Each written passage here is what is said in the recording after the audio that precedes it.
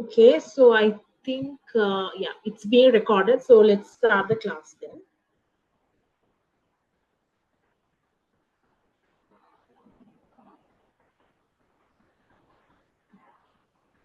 Right.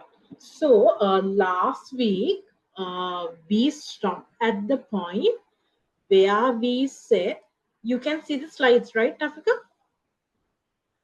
Yes.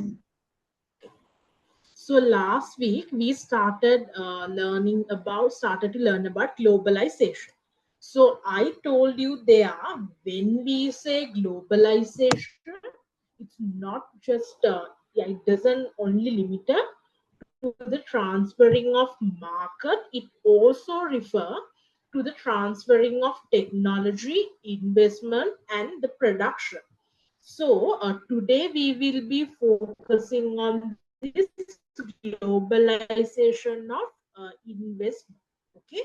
So globalization of technology can be affected in several ways.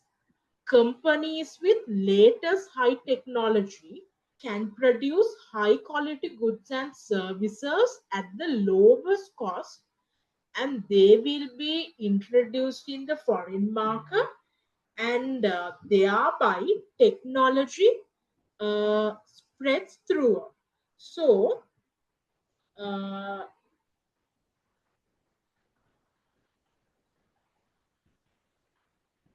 so that's the that's what happened with iPhone. Okay, so as we all know, like the main designing aspect of iPhone is done in USA, right? But when we think about, like most of its producing, it's done at where? China. So even if like either like the ownership of iPhone lies within a US company, still China also has the access to whatever the technology that iPhone is using to do their production. Because most of the time, what happens is iPhone company, like the Apple, what they do is they try to give the production of their iPhone to third party companies in China. So what happens in that kind of a scenario is like, even the production happened in a foreign country like China, still Apple have to give them instructions on this is what they have to do. So this is how you have to produce, and this is the end product we want. So in a way, like indirectly, Apple also sharing the technology that is needed to produce their Apple with the Chinese market. Okay, so that happens with Apple iPhone. Then not only that, can you remember last week I told you that when it comes to most of those luxury purses, they are also being produced in Chinese factories. And in a, as like a negative aftermath, what happens is, so now this Chinese company know how to produce those what luxury products. And what happens is, after gaining the technology, like the expertise on how to produce these luxury handbags with all the necessary components, then on the other hand, what they do is they try to produce the same product, like they try to produce like the fake imitation of the same luxury brand, and they try to sell it for the lesser price. So that also happens. So anyway, with the globalization, one country's technology can be shared with another country or a market. Secondly, companies with advanced technology may have collaboration with foreign company, through which technology spread from country to country. So we are all aware about the collaboration that happened with Microsoft and Nokia. Okay, so with this collaboration, what Microsoft provided was the software expertise, while what Nokia provided was hardware expertise. And by collaborating, they were able to introduce a smartphone. But still, one company's technology was transferred to the other company. Third one, the foreign companies may allow the companies in different countries to adopt their technology on a royal payment basis or on outright purchase basis. Okay, the best or the well-known example that we can talk for this point is McDonald's. So as we know, I think the headquarters of, I think, I'm not sure, but the headquarters of McDonald's is located at USA. But still, even in Sri Lanka, we also had the McDonald's.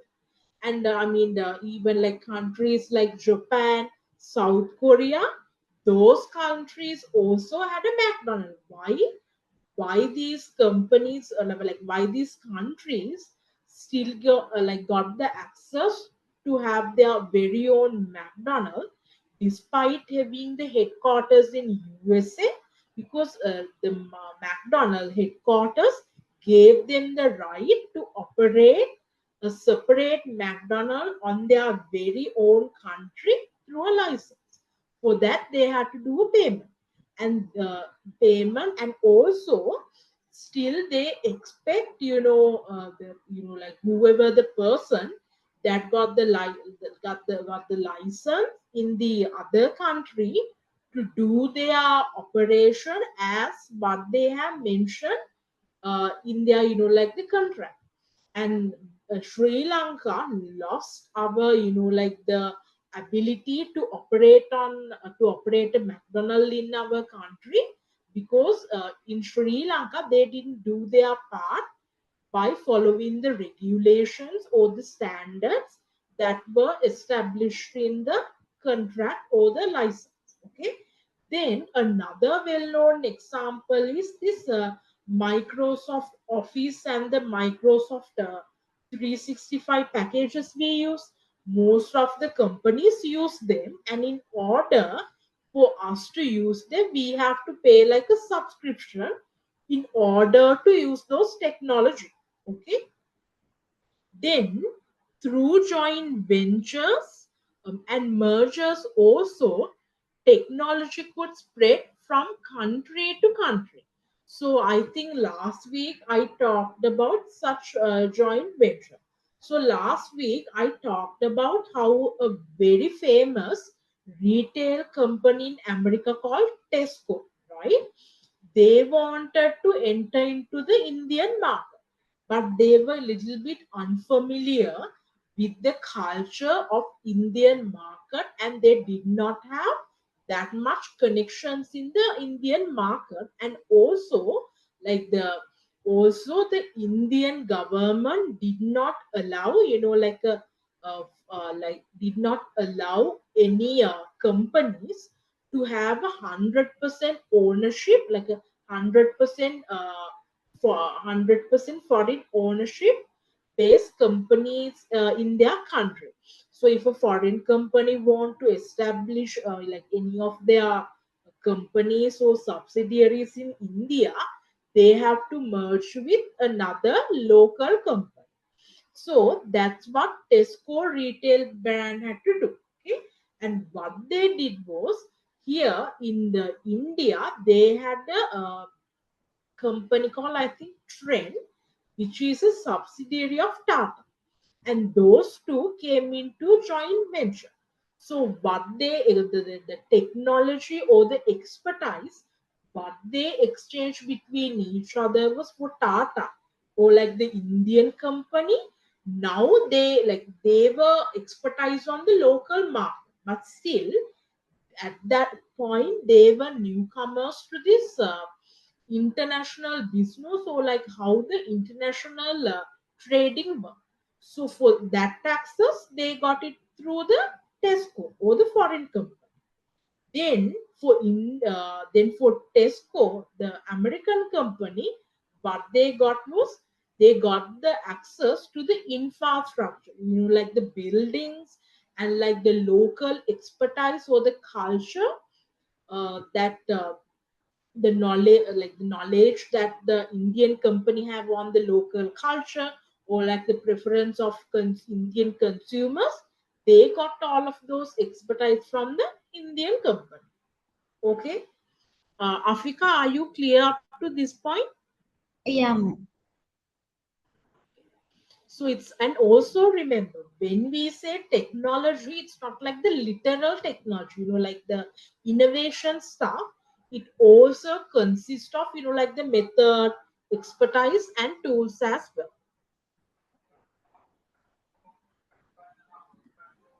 Then how business can operate in different countries.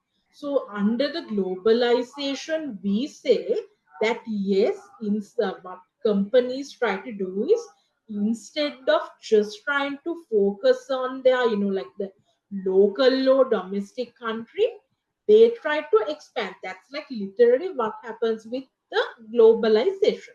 And now under this topic, we are talking about how business can expand to different countries. One way is by exporting. With exporting, the company maintains its production facility. Remember, when we say we are exporting, what we do is we do the producing in our local country. And then whether it may be the excess, or maybe you want to export as a, like as another way of gaining the income. So anyway, you do the producing in your domestic country, and then you you export or share whatever you produce within your local country to the other foreign countries. Exporting enable company to market its product in other countries at modest resource cost and with limited risk. Why the cost is low? The cost is low because you have done the production in your local country, right?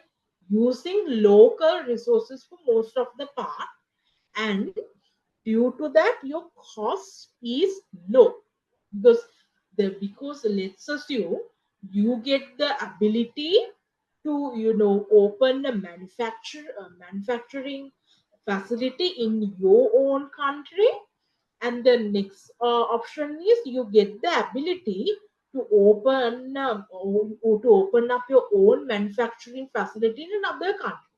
But when it comes to another country, their country is different. You don't know, like you are not familiar with the surrounding. You are not familiar with the supplies. So at the very beginning, the chances of you being able to negotiate and being able to find all of those, good suppliers, the chances of that happening is low. So since you are doing the production in your own country, it is the cost of finding the resources is comparably low, and with limited risk. Limited risk is the risk is limited because even though you export, you are still selling the product in your local country. So it's like you are exporting plus selling the product in your local country. So even if the exporting part did not go as you expected in the foreign country, still you will able to get revenue by selling the product in your local country. Exporting does entail numerous problems based on physical distance, government regulations, foreign currencies, and cultural difference. So let's say physical distance. Why it is a problem? So when you have, like much more physical distance between two countries,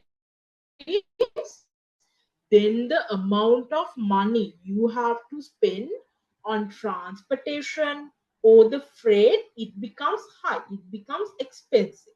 Then government regulations. So let's say, I think again, what we can talk is um, the Trump imposing tariff. Now, now let's say if a country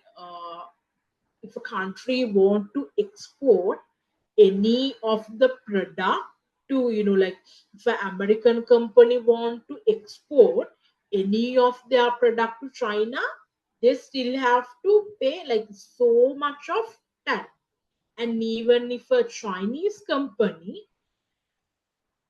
wants to send like export any of their product to America, still they have to pay tariff. So government regulations also do matter, because these regulations can actually impact you in terms like the tariff. Then also sometimes uh, there can be, like several regulations on the number of product that you can, like export. In the sense, let's say there are two countries, country A and B. Okay, so I have whiteboard here. I will explain.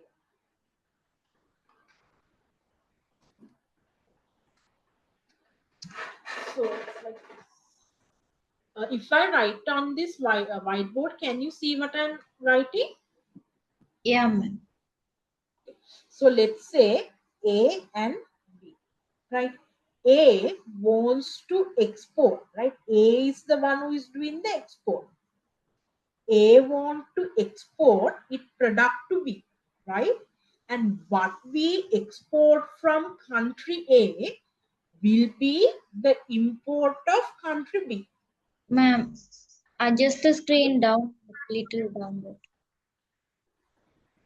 Sorry? Adjust the screen little downward. Okay. Now can you see? Yeah, okay. Okay. So it's like this. Let's say A is exporting their product to B. Okay. Then what A is exporting will be the import of B. Are you clear about this point? Yeah, ma'am. Okay. So sometimes, like when you like let's say let's think about it from the country B's perspective. So when there are more import, usually it impacts the, like the domestic manufacturers. Because let's say if the importer, if the importers can provide the same product in, like much better quality, or, like for cheaper price, it impacts the local manufacturers. So what the government in import countries does for most of the parties, sometimes they will put a quota saying it's the people, like the companies in B, they can do import, but you can only import 100 amount of food. Sometimes they will put like limitations like the quota. So in that kind of aspects also, government regulations matter. Then we have foreign currency. It's like this. So when we export, the other country will pay for us in their foreign currency. Okay. So most of the time for exporters, it is beneficial for us when their foreign currency get depreciated. Are you clear about that point? Yeah, ma'am.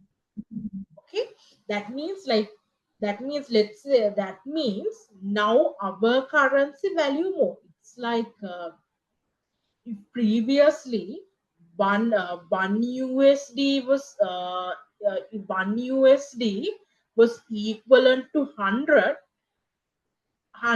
LKR, and then their currency depreciate by 1 USD was equivalent to 300 LKR. And if they are trying to like anyway, like but the point what I want to say is, once their currency get depreciated, and when it get converted to our currency, we get more money. And cultural differences. That means sometimes anyway you are doing the production in your own country, right? And what happens with exporting is you are just like export, you just send whatever the same product you are manufacturing in your home country to another country. And in that sort of a case, you don't think much about like whether this product will do well in another country as well as it does well in your own country. Sometimes there will be a incompatible when it comes to their culture, but it is less expensive than committing the firm's own capital to build plants in host country.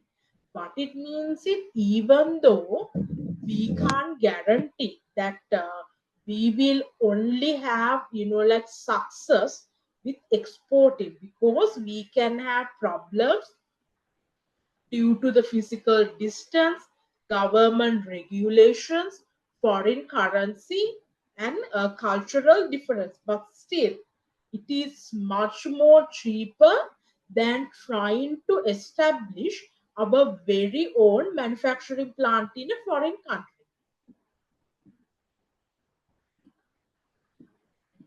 For example, Scuba designs a Rochester, New York manufacturer of carrying cases for laptops, iPad, and other tools, export to more than 30 countries. So they are, they are manufacturing their those cases in New York, and they export it to more than 30 countries. Although Scuba has to tailor its product somewhat to suit different tastes, production can easily be handled by the Rochester facility. Like when it comes to carrying cases, I think like there won't be like a significant difference. It's just a case. Maybe the difference may be in the like the handle or like the like the materials they use. Other than I'm assuming most of the design is same. I mean, like what I want to say is like the difference they have to make, they can be minor. That's why those differences can be easily handled by their own facility. A form of exporting to less developed countries is called counter trade. So what happens here is when A try to export, or like when A try to export their product to B, what B gives in return instead of currency is another product. Are you clear? No, ma'am. Can you repeat it, please? Ah, like this. So usually, like what happens in import export, let's say if A is the, you can see, right? Yeah. Okay. So if A is the exporter, where when A tried to export the product to B, right? What B gives in return is the money, right? As like the payment or in return.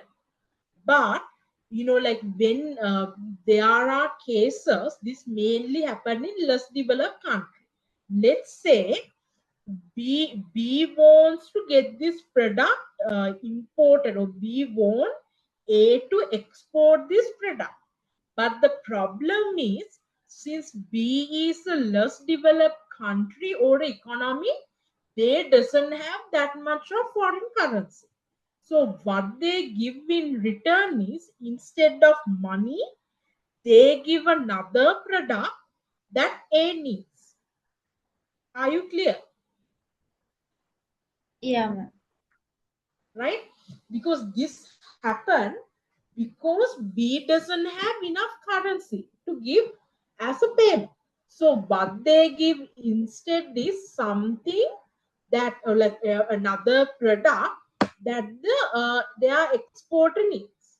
Oh, sorry, they are importing needs. Many less developed countries have product to exchange but have no foreign currency. Economists estimate that about 20 to 25% of world trade is counter trade. So this is, this is not a very frequent scenario. This mainly happens, like when a country is really struggling for most of the part, like the last option, and it's like the last option they do. I mean, that means they want to exchange goods, but they have difficulties when it comes to in the payment. So then they go for this bartering or counter trade. And this recently happened with Russia. Okay, I mean, of course, Russia does not have any problems with their, like the cash. They have enough money, but the problem was during, I think, this year, Russia and America, they were not on good terms. Okay, so what America said was, if any country is like doing any trade with Russia, or if they ended up doing the payment in US dollar, you can't export your product to USA, or you will have to pay high tariff. Okay, so Russia wants to buy high tech engines for its ships and industrial machine from China. Russia wants to buy this highly technical engine for its ship and industrial machine from China. But the problem is, due to those like the sanctions or the warning, no one dared to supply those high-tech engines for Russia due to the like the consequences they had to face from America. But because of US sanctions, many banks are afraid to transfer money to USA. If a bank helps Russia, it could get fined or blocked from US market. This makes traditional cash payment very difficult.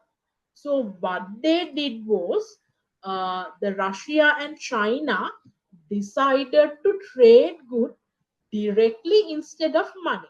So what Russia said was, like, whatever these engines, right?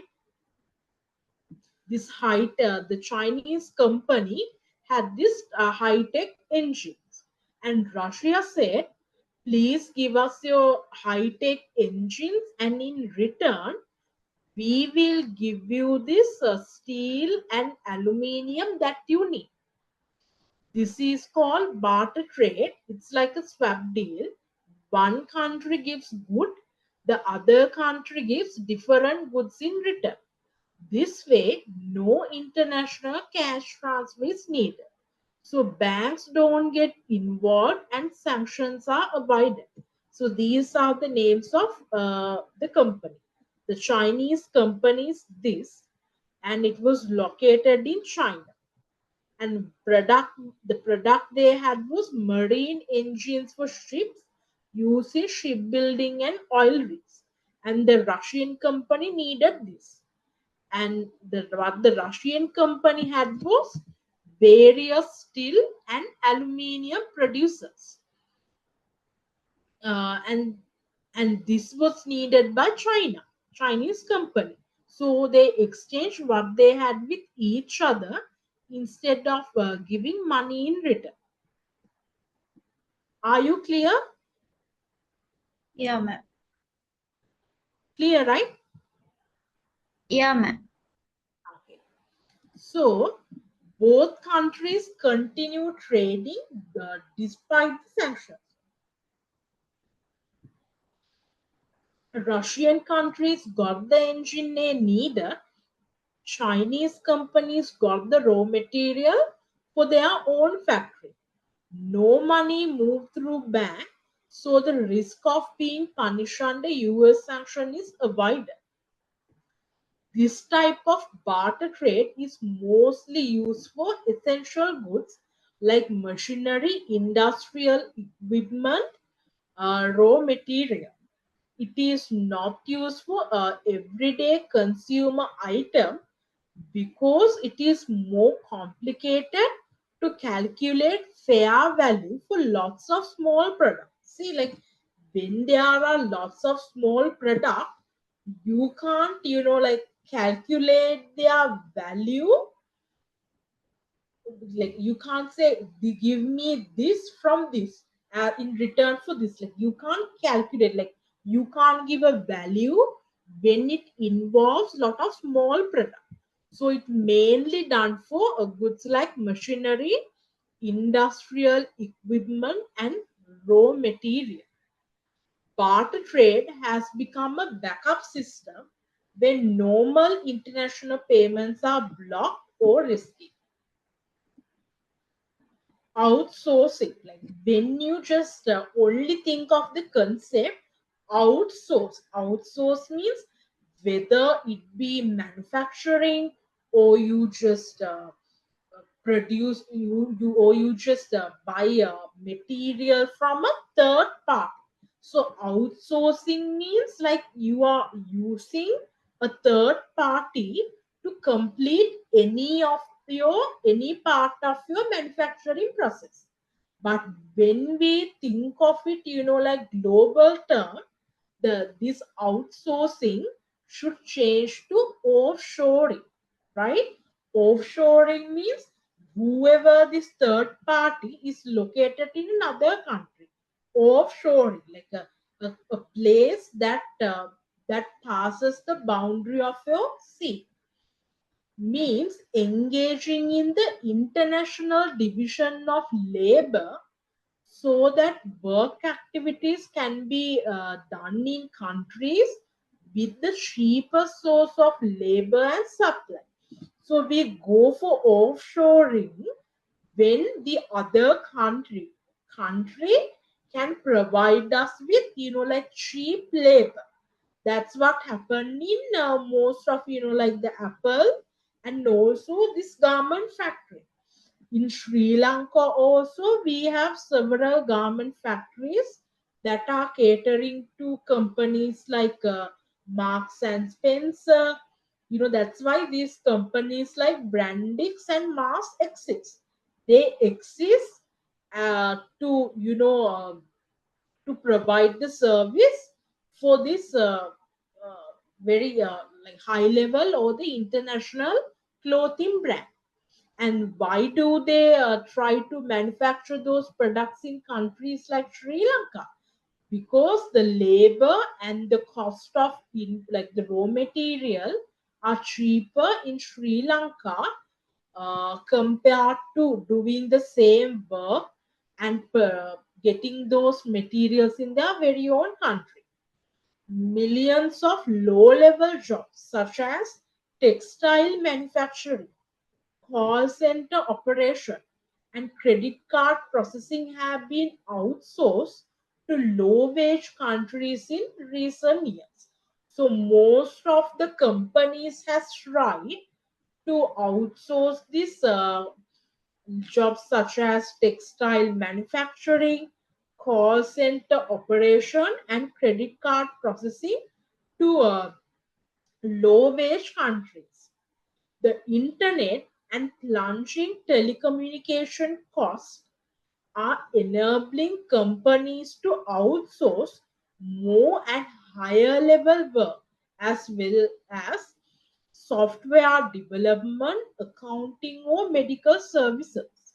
So, the example I have given for this sentence is a patient might have a MRI test performed in Minneapolis. I think it's a country of USA, and have it read by a doctor in India, because the doctor channeling cost of USA is expensive. So what you do instead is you try to read it by a doctor in India because it's much more cost efficient. The most recent trend in outsourcing core processes, uh, referred to as the natural pace of the offshoring movement. It's like this. So most of the time, like when we try to go for outsourcing or offshoring, we try to keep the core process like the like the very important element of your manufacturing process to ourselves, because we don't want them to imitate or like the capture our process, like the core process. That's why when we think of Apple, despite allowing third party companies to do like the manufacturing part, they have still kept the designing part, like the core process of the iPhone, to themselves, the USA. But nowadays, several companies have also outsourced their core process. So this one of the companies had they had a problem when it comes to finding internal auditors in United States. So what they did was they outsourced their co-auditing practices to China. Large pharmaceutical companies farm out much of their early stage chemistry research to cheaper labs in China and India. When it comes to pharmaceutical, again, one of their core processes, this research and development. Rather than keeping it to themselves, what they have done is they have outsource it to cheaper labs in China and India. Many organizations even outsource aspect of innovation. One survey found that 65% of companies reported that part of their research and develop take place overseas. I mean, like usually the common practice was not to outsource your core process, but nowadays several companies have even tried to outsource their core process due to the in order for them to be more efficient. Then licensing. So this is what happens with what most of those McDonald's, KFC, like the fast food places. With licensing, a corporation, we call them the licensor. In one country, makes certain resources available to companies in another country. The licensing. These resources include technology, managerial skills, and patent or trademark right. So when we think of like those fast food places, what they give is a license. So most of the time, I think they also find you suppliers, and then they also tell you how to make this burger patty. They give you these kind of instructions as well. Then they also specifically mention like the quality of the product that you have to use. Then these sort of environment should be established. So they give all of those instructions, and remember, still, like licensee has the authority to do the business, but like do what licensor was doing in their headquarter. Still, like the main authority still lies with the licensor. Let's take the example of McDonald. Even like I can't remember which company has it, like even Sri Lanka had the like the license to establish a McDonald in Sri Lanka, when McDonald's Sri Lanka did not carry out their operation as what they agreed in the license. The, the headquarters of McDonald's still had the ability to breach the license. Because why? The Sri Lanka did not carry out the operations as they agreed in the license. These resources include technology, managerial skills, patent or trademark rights. They enable the licensee to produce and market a product or service similar to what the licensor has been producing. See, that's what I told you. Just because licensee get this license doesn't mean here that the company can do as they please. They still have to make sure that whatever the product or service that they are providing is similar to what the licensor has been producing. So Ma'am, this, yes, could you repeat it, ma'am? I didn't okay, understand. okay, it's like this. The best example we can think under licensing is the McDonald's example. Okay, so with the licensing, we have the licensor as well as licensing. In the McDonald example, the licensor would be the headquarter of McDonald. Let's assume it's in USA. The licensee would be a company in Sri Lanka. Are you clear up to that part? Yeah, licensee would be USA. No, the licensor.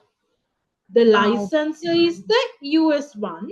The licensee, the one who is receiving the permit, that the Sri Lankan company, that would be the licensee. okay.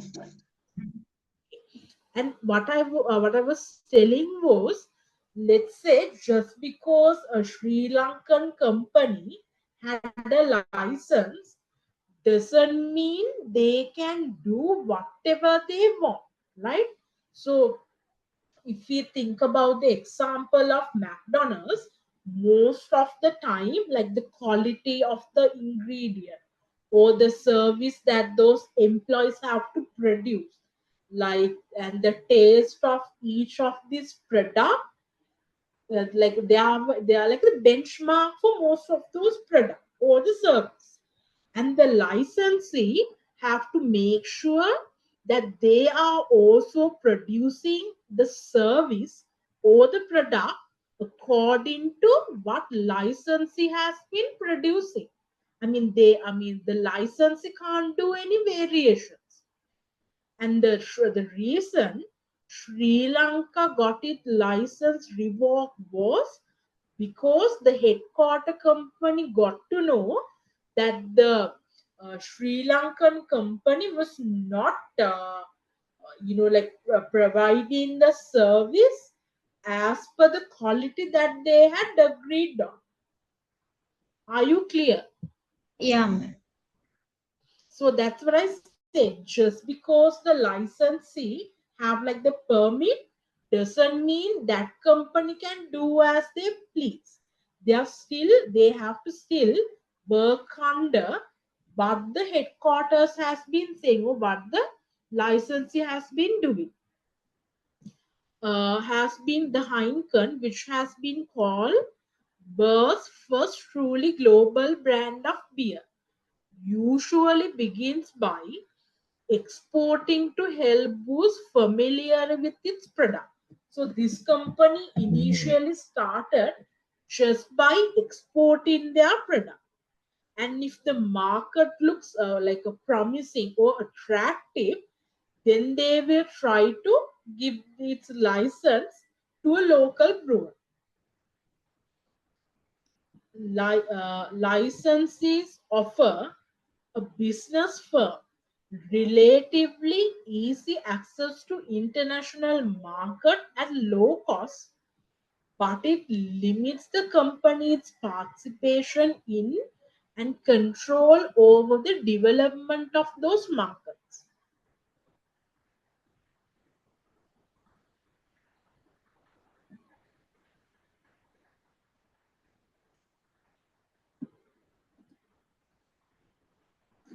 One special form of licensing is franchising.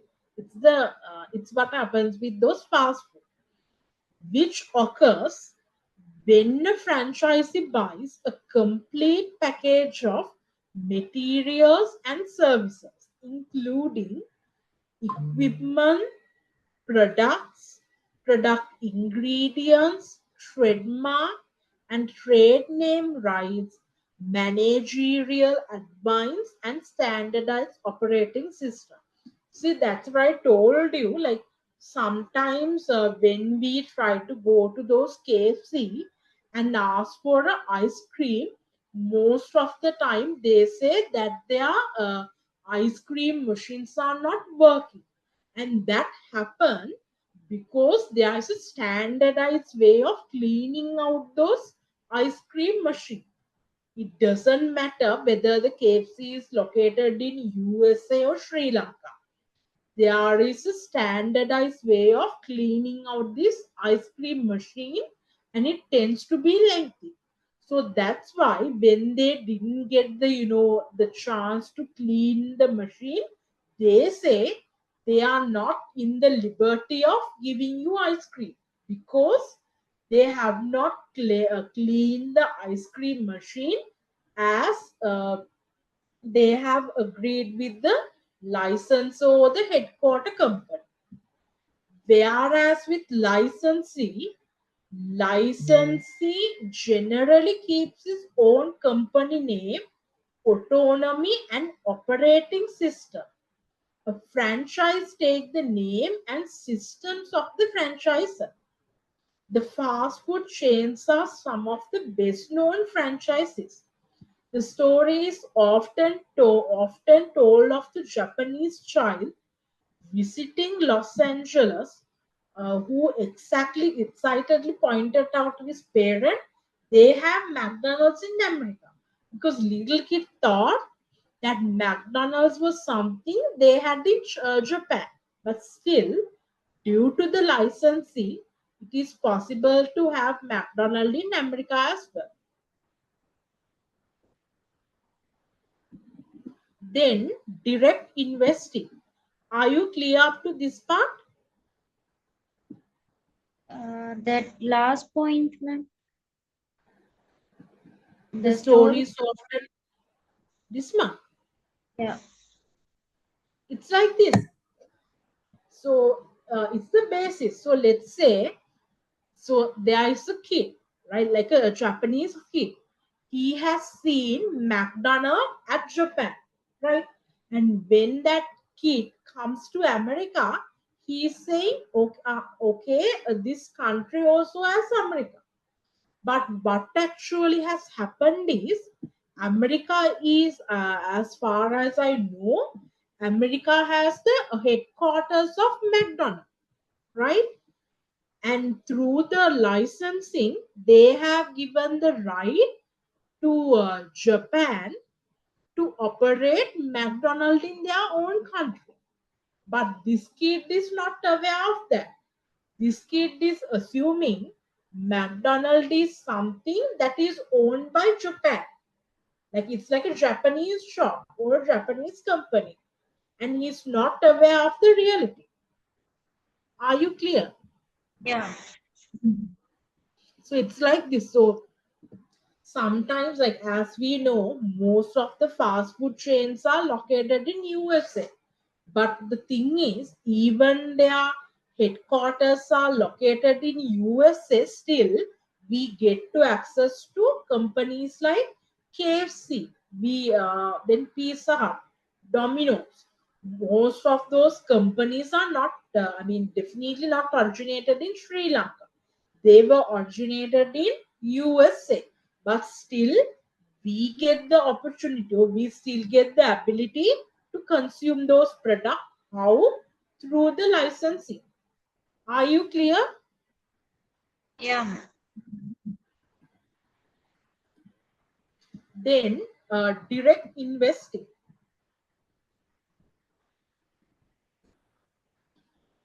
A higher level of involvement in international trade is direct investment in facilities in a foreign country.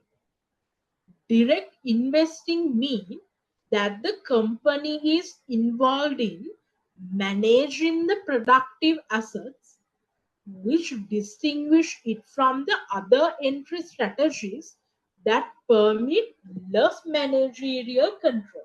So most of the time, Under direct investing, what happens is either you go for a joint venture, okay, or on the coming slide we will talk about greenfield.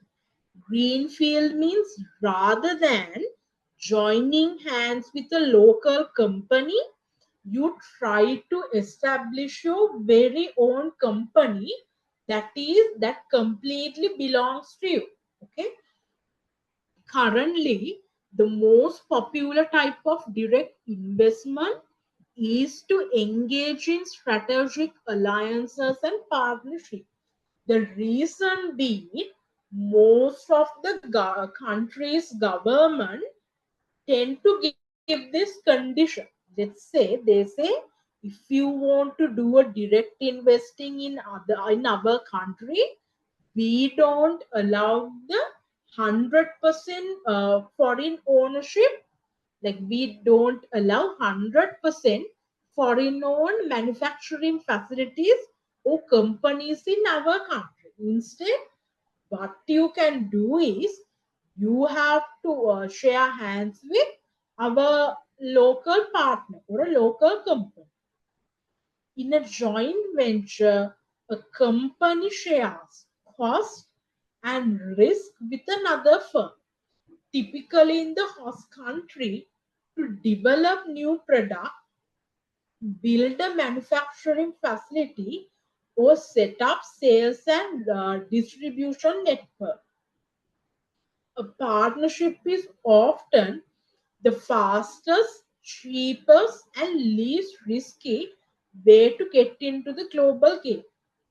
The fastest means because when there is the partnership, most of the time, like the regulations that you have to face, they tend to be less strict, and it is what's encouraged by most of countries government as well.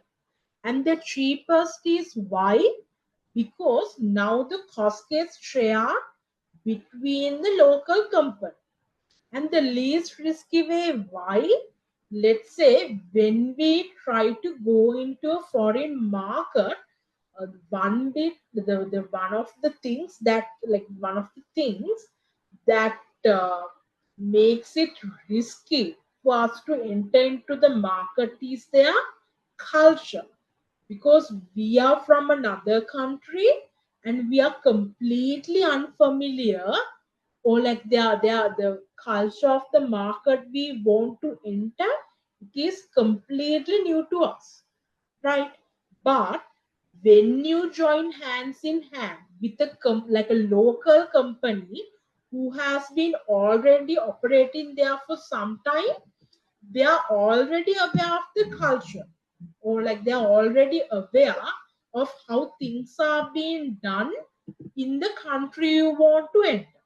And at the same time, they are already aware of how the consumers in that country is behaving or what they want. Are you clear, Afika? Yeah, yeah, ma'am. Okay. For example, Walmart team up with a local retailer to get a foothold in Mexico. So the Walmart, they wanted to enter into Mexico. And what they did was, instead of establishing their very own retail company, they team up with a company that was like a local retailer that was already operate doing their retailing business in Mexico. Despite the early losses and difficulties, Walmart is now the biggest private employer in Mexico and largest single retailer in Latin America. Then there, I have given an example of another company. This Auburn Farms, a Sacramento, California manufacturer of all natural snack foods, formed a joint venture with South Africa's Beacon Sweets and Chocolate. Addition to joint venture, The complexity of today's global business environment is causing managers at many companies to develop alliance networks, which are collections of partnership with various other firms, often across international boundaries. That means not only partnership with a local company, sometimes you have a partnership with like a technological company in the company that you want to enter. These alliance network help companies reduce costs, enhance their competitive position in the international environment, and increase knowledge on a globe scale. How? Help companies reduce costs. That means when you partner up with a company that has already been doing business there for quite some time, they know like who are the suppliers you can go to get your product for less cost, and then how you can enhance your competitive position in the international environment by having by by joining hands with a local company. Most of the time you get the chance to do the production with less cost, right? So when your production cost is low, right, or on some but same length as their local product, what you can do is you can give good competition in the market. Let's say there is a scenario where you haven't come up where you haven't partner up with a local company. So now this culture, this environment, like the suppliers, all of them are new to you. So, at first glance, what you will do is you will try to go for the service or the suppliers that you could have just found, instead of like negotiating them and try to find who can produce this, or like who can give me this ingredient for lost cost for higher quality. At the very first beginning, when you just are trying to enter into the market, you will just try to go for the supplier who seem to be finding the materials that you want to get, rather than being concerned about the cost.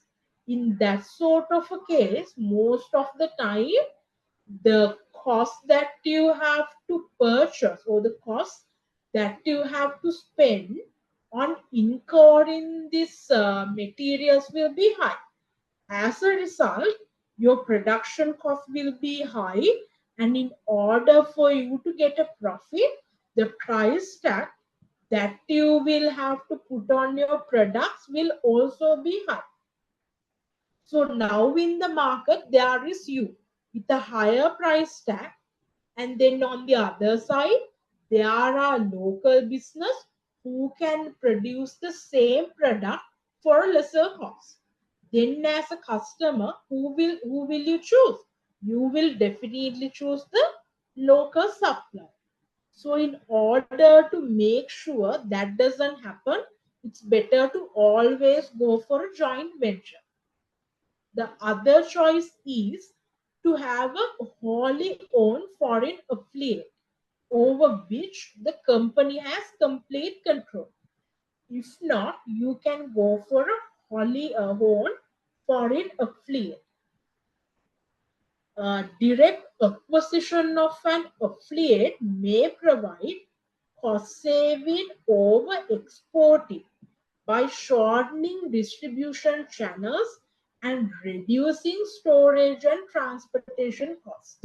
That means sometimes, rather than trying to build up your own manufacturing company from scratch, you will just purchase. That means rather than going for a 50-50 or like a 50-50 partnership, What you do is you will just try to fully purchase a company that has been already working there for some time. That also reduce cost. Local managers also have a better understanding of economic, cultural, and political conditions. Home Depot purchased the number two home improvement retailer in Mexico, Homa, and it turns into today's leading chain. Are you clear, Africa? Yeah, ma'am. Philip Morris acquired Indonesia's third largest cigarette maker to tap into the lucrative Asian cigarette market. So, under the joint venture, what you can, so under the foreign direct investment, either you can go for a 50-50 or like a 60-40 or like a joint venture. If not, what you can do is you can go for this foreign affiliate where you're already purchasing a local company which has been doing their operations for quite some time. If not, so this is another example of a foreign affiliate. As competition from lower price house brand intensified in the United States, this Heinz, we are already familiar with the Heinz ketchup, use various methods to enter into the emerging market. So they are like, so these Heinz have they have entered the foreign market, and there are already other competing local brands are already providing ketchup to lesser price. So they use various methods to enter into the emerging market. For example, in 1989, Heinz and America Group, a food processing and a distribution company headquartered in Cairo and Kuwait City, formed Cairo Food Industry CFA as a joint venture. It produces ketchup and other food products for fast-growing Middle Eastern and African markets. When Heinz acquired the remaining CFI in 2010, so first of all, Heinz has formed a joint venture with the CFI. Then in the year 2010, they had bought the rest of the ownership as well. Then it has become a wholly owned foreign affiliate of Heinz. Emerging market strategy paid off handsomely during the 2010 2010 recession. Its foreign earnings offset declines in developing country market. So the third option you can go for under the foreign direct investment is greenfield. That means rather than taking the help of any local company, you try to build your like the subsidiary of your company from scratch in a foreign country. This is highly risky and highly expensive. The advantage is that the subsidiary is exactly what the company wants and has the potential to be highly profitable. That means since this company is like completely owned by you and there is no influence of other company, you can operate it as you want and get the maximum profit. The disadvantage is that the company has to acquire all market knowledge, the material, the people, and know how in a different culture, and mistakes are possible because you are completely new. An example of greenfield venture is the Nissan plant in Mississippi. The plant represents the first auto factory ever built in Mississippi, where the Japanese company had to rely on untested and largely inexperienced workforce. Why the workforce is inexperienced? Because this is the first time such auto factory has been built in Mississippi. The logistic and cultural hurdles were so enormous and the risk so high that one Nissan executive later said, "We did what nobody thought was possible." The US auto part maker Delphi took a similar leap by building 40 million 200,000 square foot car electronic plants in China. Right. Then we will move on to the stages of globalization.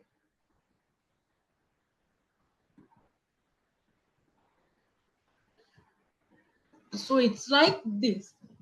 So when we want to global like the when we want to make our company internationalize or globalize, there is like a stage that we have to pass down on, right? So let's say there are actually five stages. First one, domestic company, international company, multinational company, global company, and transnational company. Most of the time, we can just start with the multinational company without passing the stages of domestic and international. Okay, so if we say generally, most of the companies would make a humble beginning as a domestic enterprise and in low stages. That means most of the time companies would just start to doing their manufacturing or selling to their home country. Then they will grow to extend their business operation at the international level. That means the starting point would be just to sell and manufacture their product in their home country. Then they will try to extend or expand their business operation. Of course, there may be some exceptions in which the firm would start at 100% export oriented company right from the beginning. That means sometimes rather than starting from the domestic, there can be several exceptions where a company would start their operations from the export oriented stage. Even in the case of such company, they have to pass through different stages of evolution. A firm which is entirely domestic normally passes through different stages of internationalization before it becomes a global one. So this is the very first stage, the domestic stage. So in this stage, we mainly try to do the manufacturing and selling product only to our home country. As the name indicates, the first stage will be the local or the domestic stage, where the company makes a very humble beginning within the political boundaries of the nation. That means the country they have located in, having limited vision, mission, and opportunity. Because at that time, the opportunities they have are limited to what they can see within their home country. These companies can focus on the domestic market only and domestic supplier, domestic financial company, and domestic customer. That means they can only sell the product to whatever the country they are in. They can only get the assistance of domestic supplier. If they are in a bit of trouble with financial, like the funds, then they can only go for the banks or the financial institutions in the domestic country. And they can also only sell to whoever the customers are in their very own country. Even if the domestic company grows in size, becomes stronger, very rarely it would think in terms of internationalizing its operation, even if they are, like earning profit and all. In this stage, very rarely they will think of expanding beyond the country boundaries. On the other hand, when domestic companies grow and increase their capacity, they would attempt diversification of new market within the domestic limit, within the boundaries of the nation. That means if a company who is in the domestic stage, right, if they feel like they want to expand, then the next thing they would try to do is diversify to new market within the domestic limit. So maybe let's say there is a company who has been like company or like a shop who has been selling let's say king coconut. No, let's say like the king yeah, let's say assume king coconut. So then what they would think of, instead of just selling the king coconut, what now they want to do is they want to packet it and sell it as sort of a packeted drink now. So they have diversified. At the most, they would extend their operation to the far off states within the country. They will not think in terms of adopting strategy of penetrating into international market for the fear of undertaking greater risks and several difficulties and impeding involved in internationalizing the business. That means they know that they are gaining a much profits by operating the business domestically, but they will not think of going beyond the country's boundaries with the fear of risk that they have to take. Afika, are you clear? Yeah, ma'am. A company is considered to be in the, this is the first stage, domestic stage of internationalization if its production facilities are in the home country. That means if the company is doing its production in the home country, both the manufacturer and customers are in the home country.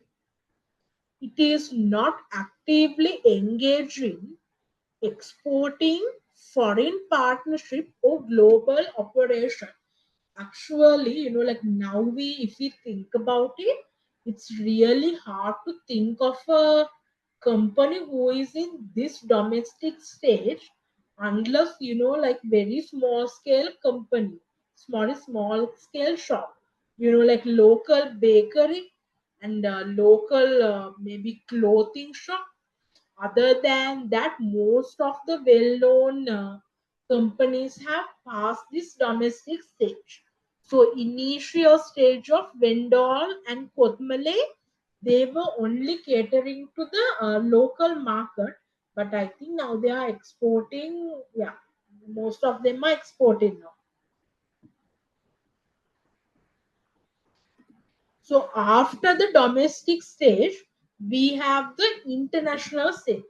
So this is where companies try to export. Some of the domestic company which grow in size and strength with adequate capacity now may try their fortune in foreign countries. In this process, they will be ethnocentric. That means they will try to cater the same strategy they used in the home market. So remember, This is so far, this is a company who has only doing their business in the local market. And the moment they feel like, no, now I want to expand to the expand my business to the foreign country, most of the time they will think of the same strategy they used in the home market. This happens. These companies believe that the practices adopted in the domestic market are superior and continue the same product. Why? Because they think up until now I have been able to successful using this strategy or the practices. So you feel like these practices are superior and I should use the same practices when trying to sell my product in a foreign country as well. The same modes of entry into international business marketing strategy and price with same promotion method. Their main attention will only be in the domestic market, though they extend their wings in the foreign countries. In the international stage, you still operate in the domestic market and then you try to export your product as well. These are all out of necessity. At the initial stage of becoming a marketeer in the foreign land, a newly entered international business should have to be very cautious and tread carefully, as his experience in the international field is very much limited and also his resources. It will take time for him to orient his business in the foreign land. After studying and experiencing foreign business environment, in short, the second stage of internationalization, the international company would adopt or extend the domestic country marketing mix and business model and practices in the foreign market as well. Almost all global company in their internationalization process would start at the second stage. That means if a company feel like now they want to internationalize after being a domestic company for so long, the first stage they would start it with by exporting their product. So the examples I have taken is Ben and Jerry. It's a very well-known ice cream company, and they also manufacture frozen desserts. The multi-domestic strategy, flavor, packaging, and marketing are customized to local tastes and cultural preferences. It's like this. When you try to export, at the very first step, you try to use the same product, the same marketing strategy, because the knowledge you have of that foreign country is limited. But after continuing to export for a while, you get to understand how this foreign market works. So then you will do minor changes. Example, Ben and Jerry's export ice cream globally, adapting flavors and packaging for different countries. However, the production still remains in the Vermont, USA. The second example is Godiva, the Belgium. It's a premium chocolate and confectionery. The multi-domestic strategy, marketing and product offerings are tailored to local market. So they export chocolates worldwide, adopt packaging and marketing for different regions while still the production remain largely in Belgium.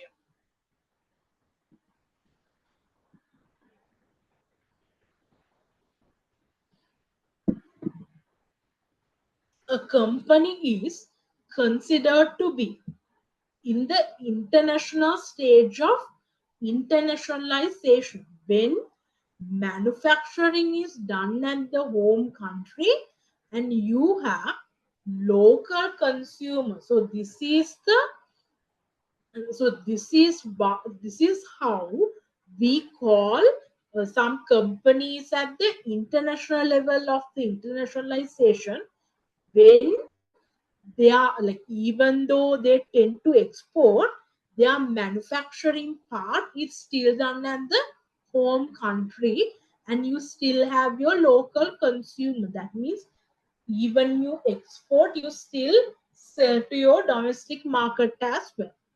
However, you have a separate branch allocated for international trade through export. The Sri Lankan example that I talked of under the international level of internationalization is the Sparsilon. Everyone is aware of Sparsilon brand. So as we know, they have several different shops in countries like UAE, UK, USA, and parts of Asia, right? But still, but still, their production remain in China. Production remain in China. The reason is that when it comes to Sparsilon, they have created their business or they have created their brand with the conception that they are using local, like those medicine or like this Ayurveda techniques that has been used in Sri Lanka for ages, right? So with that concept, they definitely can't do the manufacturing part in Sri Lanka, sorry, in another country, because the Sparsilon is getting the recognition due to the fact it is a product made in Sri Lanka using those local herbs and the local heritage and those local Ayurveda techniques. Okay, so their manufacturing part still remain in Sri Lanka, even though they have like very well-known shops in other countries. Are you clear, Fika? Yeah, ma'am. Yeah, ma'am. The third one. So first one domestic, then international, third one the multinational, right? So multinational means something like this. So here the best example that we can talk under uh, yeah, the best example that we can talk under multinational is those franchises. So in the multinational, in simple term, what happens is you establish another one of your subsidiaries in a foreign country. Okay, but however, that this subsidiary has to follow or work according to the practices that is allowed by you, the headquarters. Are you clear? Yeah, ma'am. Right. So in the multinational stage, you have you have another subsidiary owned by you in another different country, but still the you as the country with its headquarter, you still have the power and the authority to establish the practices and to make decisions. After some time, international companies realize that the domestic model and practices adopted through exportation policies, they do not serve the purpose. The foreign customers may not prefer the product that are sold in the domestic market. And now, after doing exporting for a while, you realize there is a thing called culture. Sometimes our preference can be different. Hence, These companies respond the need of different consumers in different countries and produce goods and services that will excite them. That means now there's a little bit of localization involved. That means you have a subsidiary in another country. Of course, you are the authority. Like that means they work under them, but still you tell your subsidiary to only sell product that matches with the local consumers' preferences. That means now you let them to do a little bit of difference to like let's say let's take the same example of McDonald's. McDonald's is very famous for their beef burger. I think Whopper is called Whopper burger, and it's made out of beef. But in a country like India, it is not allowed because they consider cow as a sacred object or like a thing. So they make their burgers using another meat or chicken, or they rather make it vegetarian because there in the multinational stage you realize our like our preferences are different. Now we need to make a little bit of difference to what we have been selling to match it with the that country's consumers. Toy maker Mattel provides an illustration. Today, children around the world are exposed to same cultural icon. Harry Potter toys and games sell as well as in Tokyo and Madrid as they do in Chicago and London. When we think of Harry Potter, I think it is loved by everyone uh, despite the age, and that's why it is still people are watching it. So there is like a universal appeal to toys that follow the Harry Potter theme. Metal significantly reduce the percentage of it makes for local market, focusing instead on creating and marketing toys that have universal appeal. See, what they did was instead of trying to sell the same toys they have been selling in their local market, they tried to produce the toys that would be preferred by the children in other countries as well. It's like this. In the multinational stage, you can do two things. First, in the local market or in the foreign market, try to manufacture and sell toys that have a universal appeal. That means liked by everyone. Okay.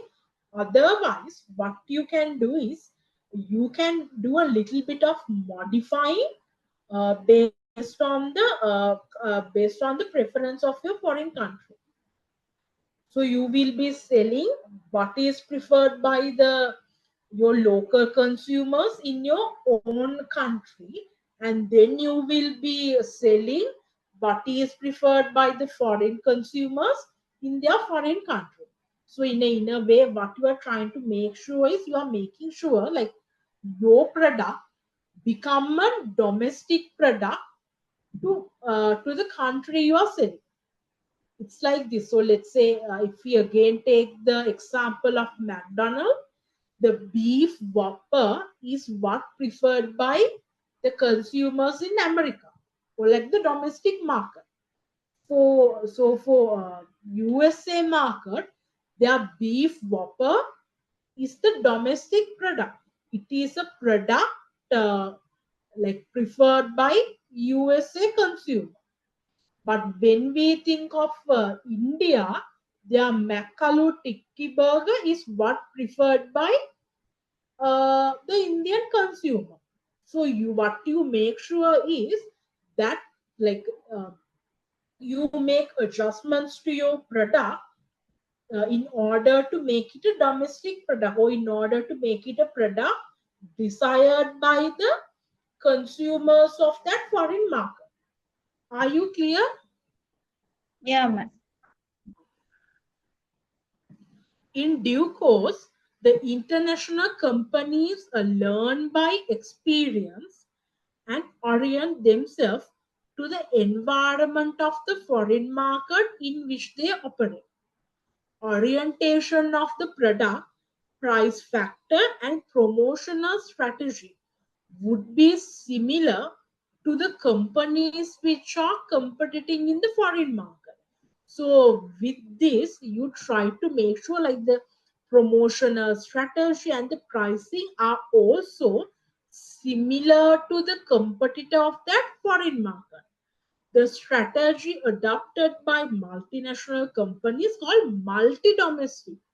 You are making sure your product become domestic product for whatever the market it is serving. This means the MNC would adopt a different strategy for a different market operating in different countries. In each country, the MNC would give an impression that it is its domestic market.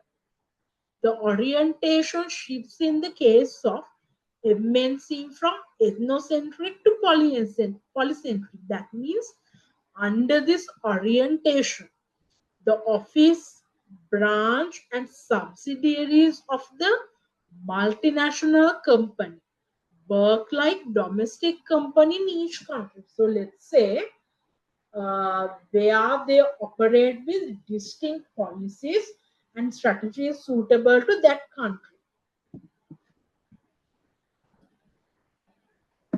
Thus, they operate like a domestic company.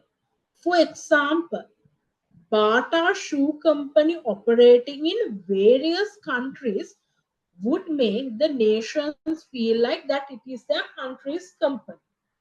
In the year 1957, Japan exported Toyota Pet cars to USA. These were produced by Toyota Company for Japanese consumer.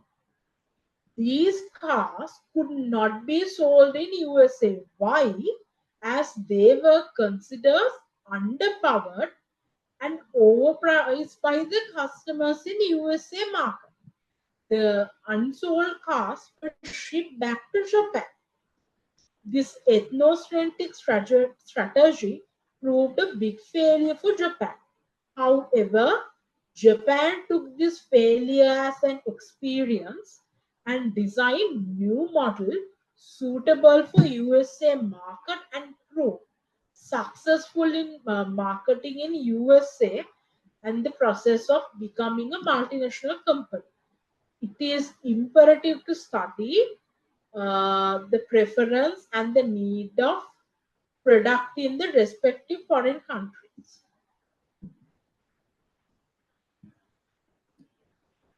So the example again, I take the example of McDonald's, and the industry they are serving is fast food.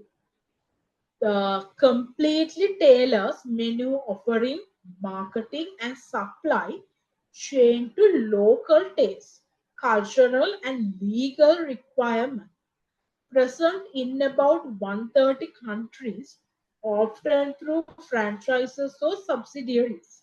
In India, 95% of ingredients are locally sourced, and I believe that is like a legal requirement of India as a government. Unique vegetarian offerings like Makalu Tikki Burger and Maharaja Mekka developed. Separate vegetarian kitchens ensure food safety and ritual compliance. In China, restaurants look more like coffee houses with local decor and festival themed interior.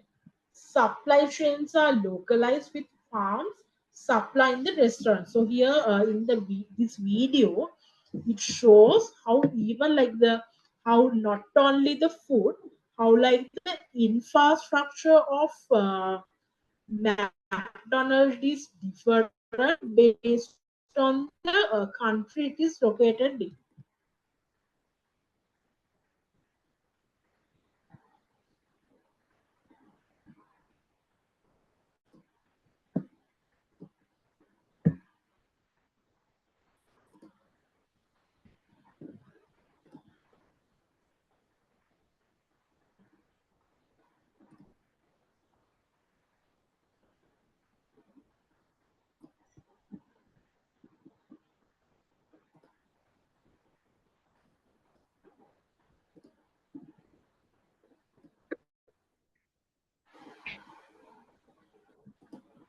Can you see the screen now? Yeah, ma'am.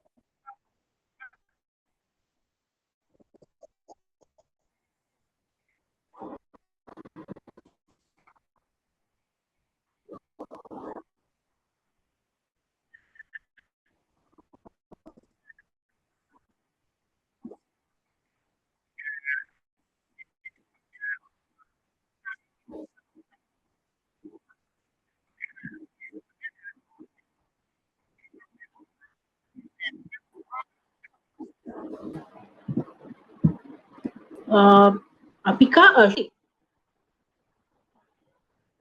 hello, Afika. Yeah, ma'am.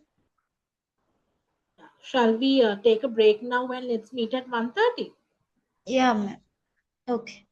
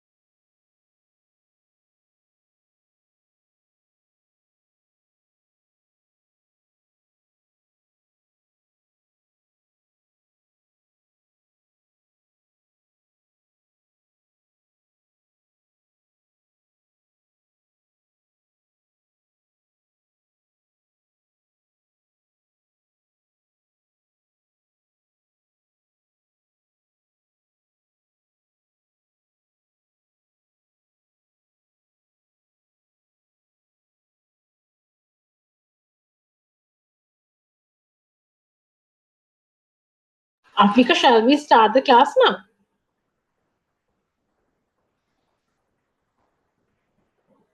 Hello, Africa. Yeah, ma'am. Okay. And you can see the screen, right? The presentation slides. Yeah. Okay. So, the second example that we will be talking under multinational companies, Coca-Cola. So, when it comes to Coca-Cola, like we are mainly familiarized with the standard Coca-Cola, but other than that, they actually have, different flavors based on the flavors adopted by the different consumers in other countries. For an example, they have different flavors such as Coca-Cola vanilla flavor.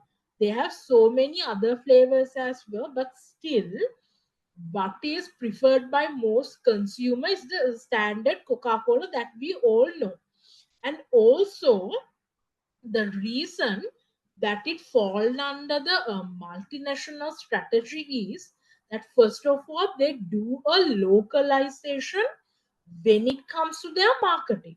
So as we know, Coca-Cola is a brand that is known by most of the people in every other country, and when they try to design different marketing campaign, they actually create this marketing campaign based on after catering to each of the country.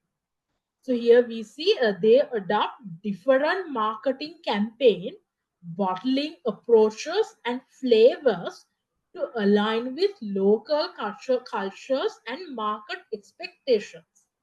It operates in 950 production plants and 200 plus bottling plants globally.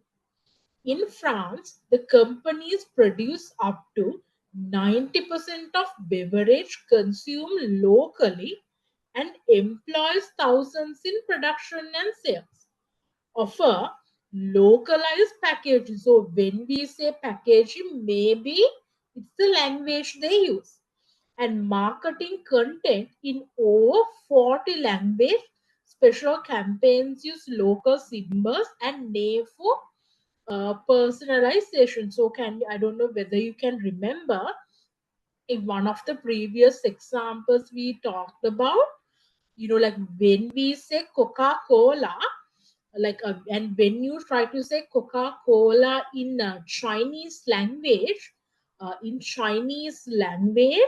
for each of the character or letter, it symbolizes something.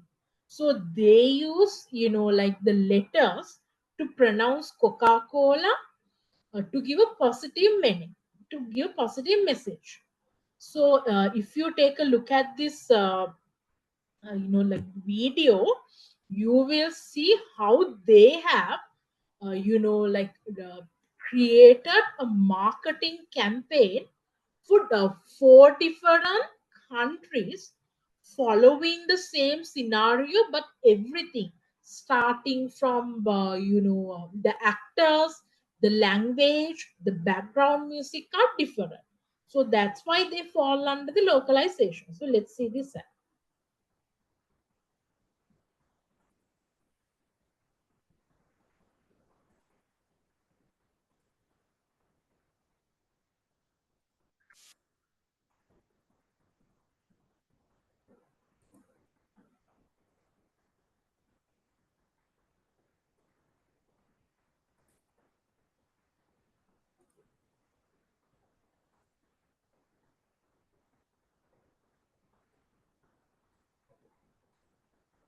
Now you can see the screen, right? Yeah, ma'am. So here you will see this video will show you like four different advertisement following the same scenario. I mean, like what it tried to say is the same message, but it has different actors and use different sort of languages.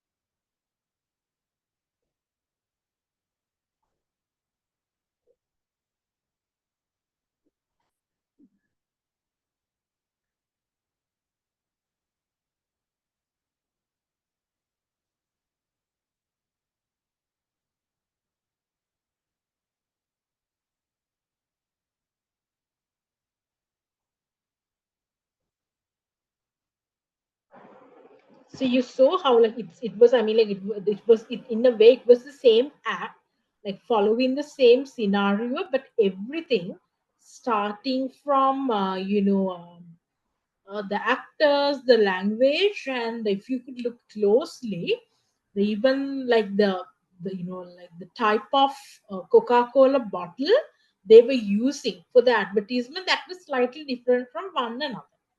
Are you clear, Afika? Yeah, ma'am. Okay. Then third one is Samsung. So you would feel like I mean like when you think Samsung under the characteristics of a multinational company, at first glance you will feel slightly confused because what they produce is electronics and home appliance. But what you need to know is that they design product to meet the local cultural needs and, of course, power conditions, lifestyle preference, and they leverage global resources. So, for an example, uh, and of course they even have maintained design center and research labs across the whole world. So here this is I mean after taking a look at this example, you will see why we call them like why we consider them as a company that fall under multinational. So if we think about US, for what they produce is refrigerators with sparkling water dispense, because sparkling water is something or a product that is consumed by most of the US citizens. Then for Turkey, they have designed slim top mounted fridges tailored to spatial constraints. Then for countries like India, Africa, and China, they have created tailored appliances like ovens for local breads, TV sets with color-coded symbolic elements, and robust electronic for low voltage areas. And I miss this for Korea. They have designed kimchi-specific refrigerators with regulated airflow. So if we take a look at one of the Samsung outlets in Sri Lanka, for most part we won't be able to find a kimchi out like a kimchi refrigerator in our Sri Lankan outlet. Even you feel like they are like somewhat standardized considering their electronics and home appliance. They are actually designed in order to meet the local cultural needs. Then the fourth one here in simple terms, what they are trying to produce is a very standardized. For America, it's the same. For Sri Lanka, also the same product. And here, just like under the multinational, they can have their own production facility or a subsidiary. But the thing is, unlike in the multinational, under the global, these production facilities located in a foreign country, they have the authority to make decisions that relevant to that location. Are you clear? Yeah, ma'am. Okay, so that's the difference between multinational and global. Because otherwise, you feel like what's the difference? Even in the multinational, they have they can have a separate manufacturing or a subsidiary in another company. The same thing happens in global as well. But the difference here is in now the whatever the production facility or the subsidiary in the foreign country, now they have the ability or the authority to take decisions relevant to their branch. And also another thing is here the product also different. Under the multinational, the product was slightly adjusted to match with the localization. But under the global, for most part, we have a very standardized product, like the same product. A global company is the one which has either global marketing strategy that, and in this case, when they try to come up with the advertisement, there is like a one marketing advertisement using a figure that is recognized by pretty much everyone. So I don't know whether you have heard, like I think I saw this news saying Louis Vuitton has appointed Alia Bhatt actress as their global ambassador. Not Louis Vuitton, I think Levi's, for Levi's jeans.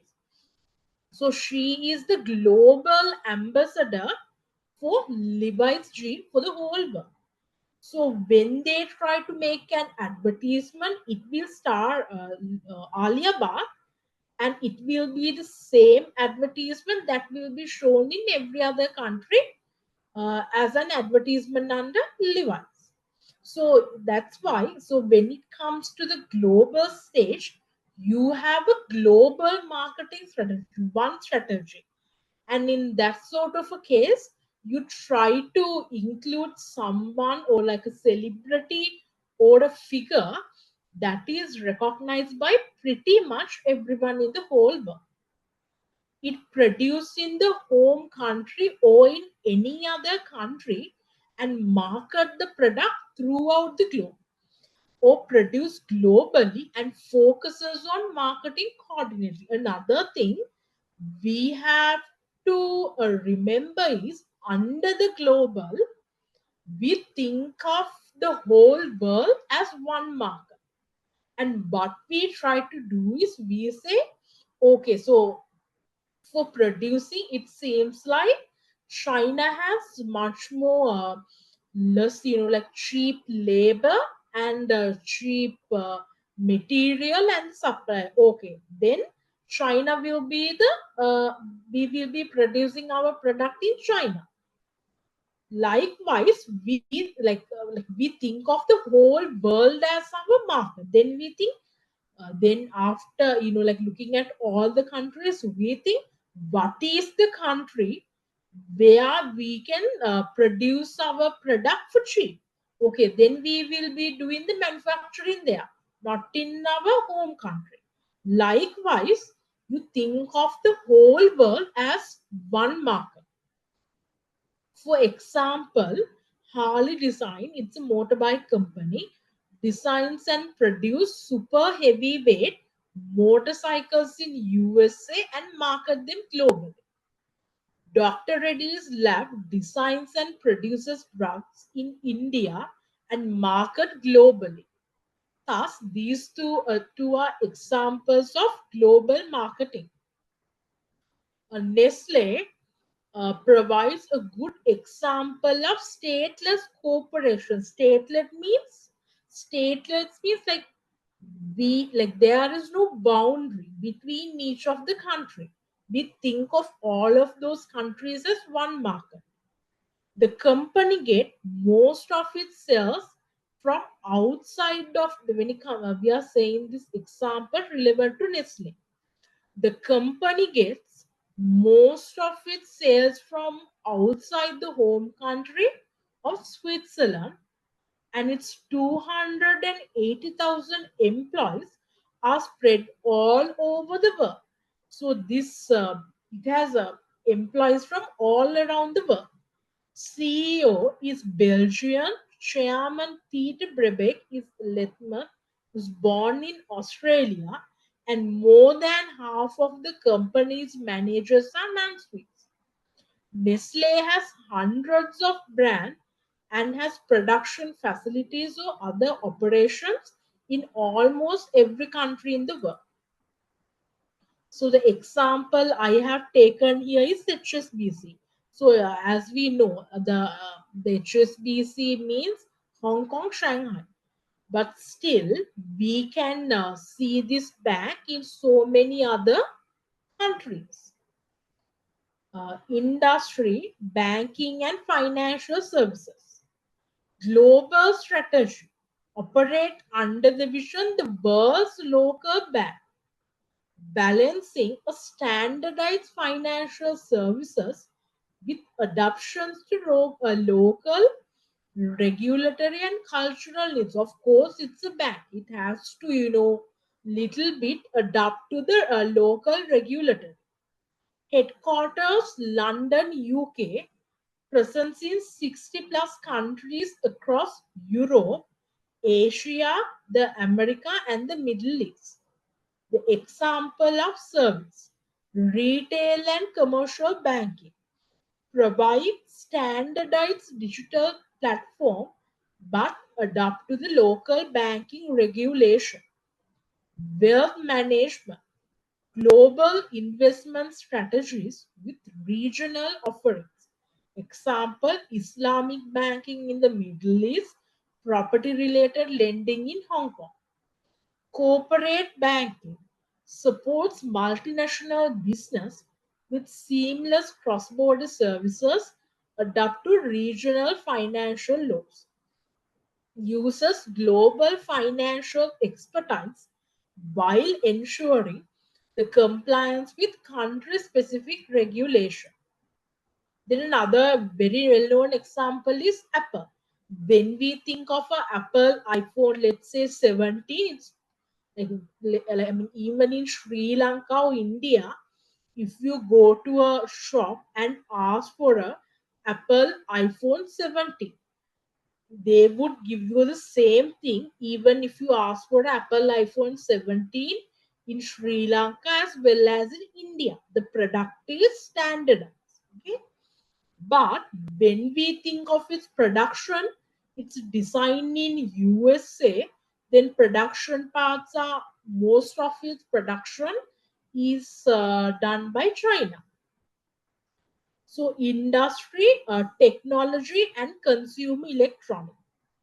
The global strategy operates with a global standardization approach offering the same core product iPhone, iPad.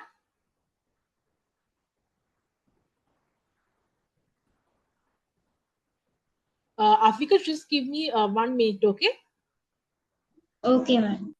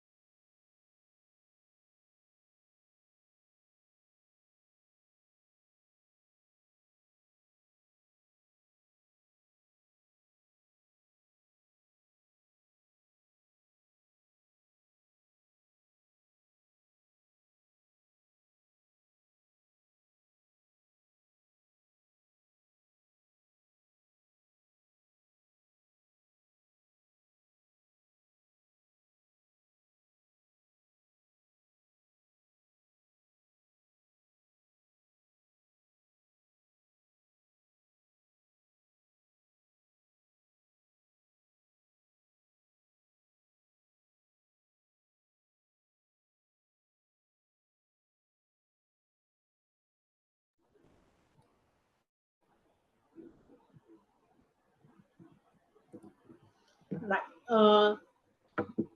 Global presence, headquarters in Cupertino, California, USA, extensive global footprint. See, the manufacturing and assembly outsourced primarily to Foxconn and Pegatron in China with parts sourced from multiple countries. Example, so it's like this. Even they have outsourced the production to China, still the parts that is needed to do the manufacturing part in China are also outsourced from multiple other countries.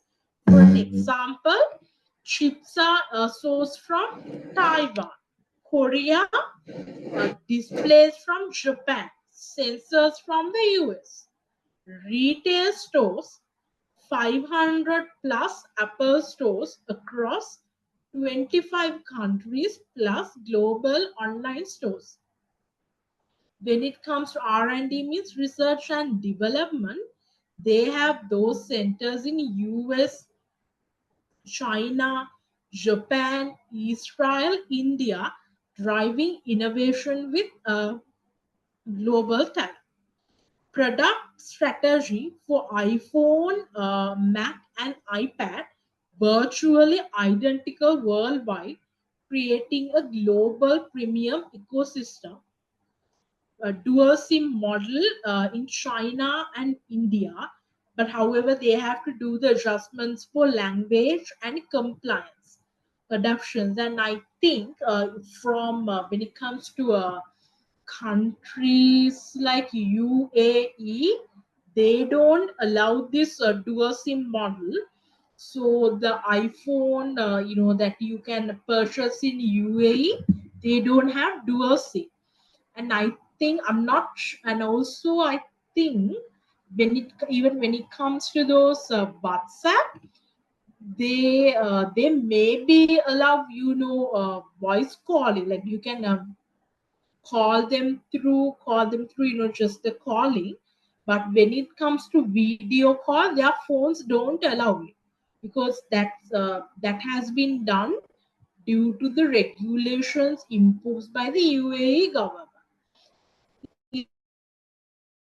Instead, they have their very own app, like supply chain, lowest cost, best quality sourcing, while maintaining a centralized design and marketing from the US. Are you clear, Afika? Yeah, ma'am. Then third one is Google. So when we think of Google, it's pretty much the same no matter the country you are in. So the industry, technology, and internet service. Global strategy provides Gmail, YouTube, Android, Google Maps, Google Drive with a unified global brand identity while making limited local adoptions, language, compliance with local laws, and content restrictions. Global presence and operations. So it is headquartered in the USA, but operates globally with offices, data centers, and R&D hubs in North America, Europe, Asia, and Africa. So when we think about Google, they even have offices in India.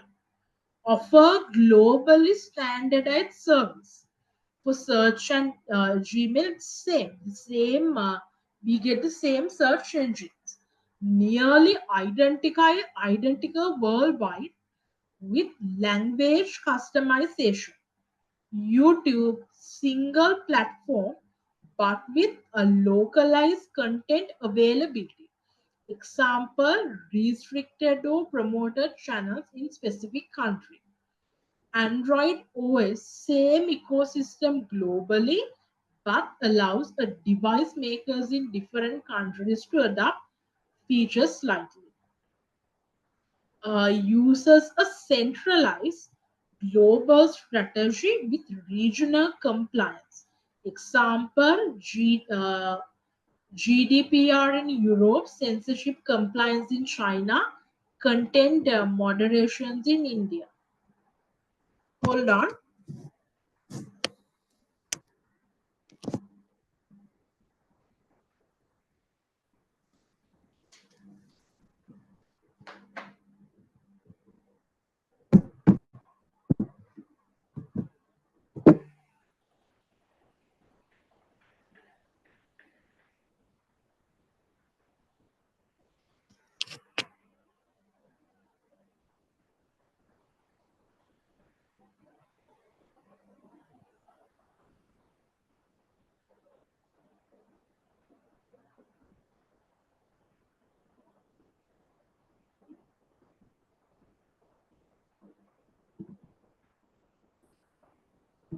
a company is considered to be in the global stage of internationalization. So we say a company has come to the global stage of internationalization when the whole world is considered as the market for your product.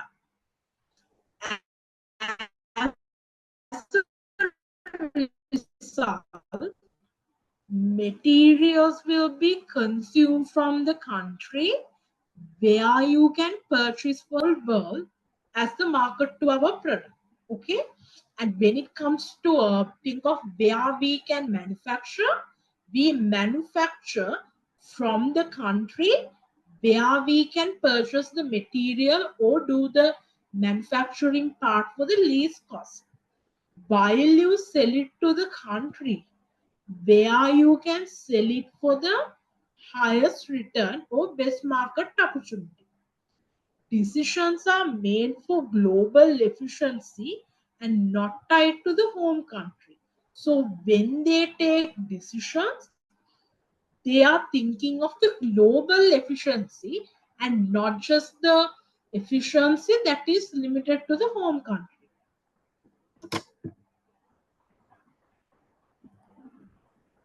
This is the transnational stage.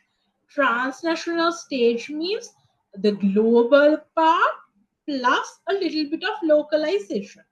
So as we talk under the global stage, here also they have different, whether it be production facilities in different countries, right?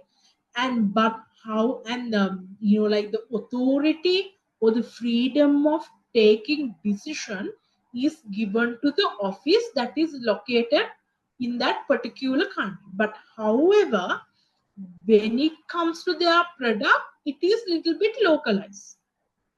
Are you clear what I'm saying? Yeah, yeah, Afika, are you clear or do I need to explain it again?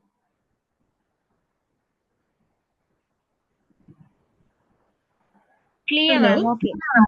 Okay.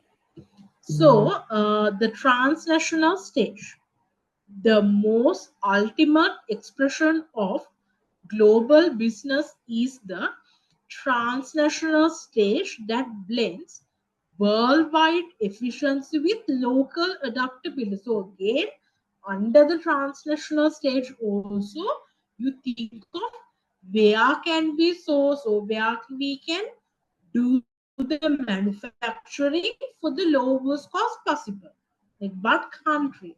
And then when it comes to the product, we do some sort of a changes in relevance to the local culture. Companies in this stage have mastered the art of operating with utmost precision across borders, balancing a unified strategy with the flexibility to meet unique market demand. Unilever. So under the global, we talked about Nestle. The under transnational, we are talking about Unilever.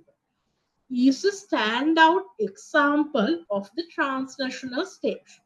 With a global presence, Unilever operates across continents while customizing its product and marketing strategies to closely resemble the need of local culture.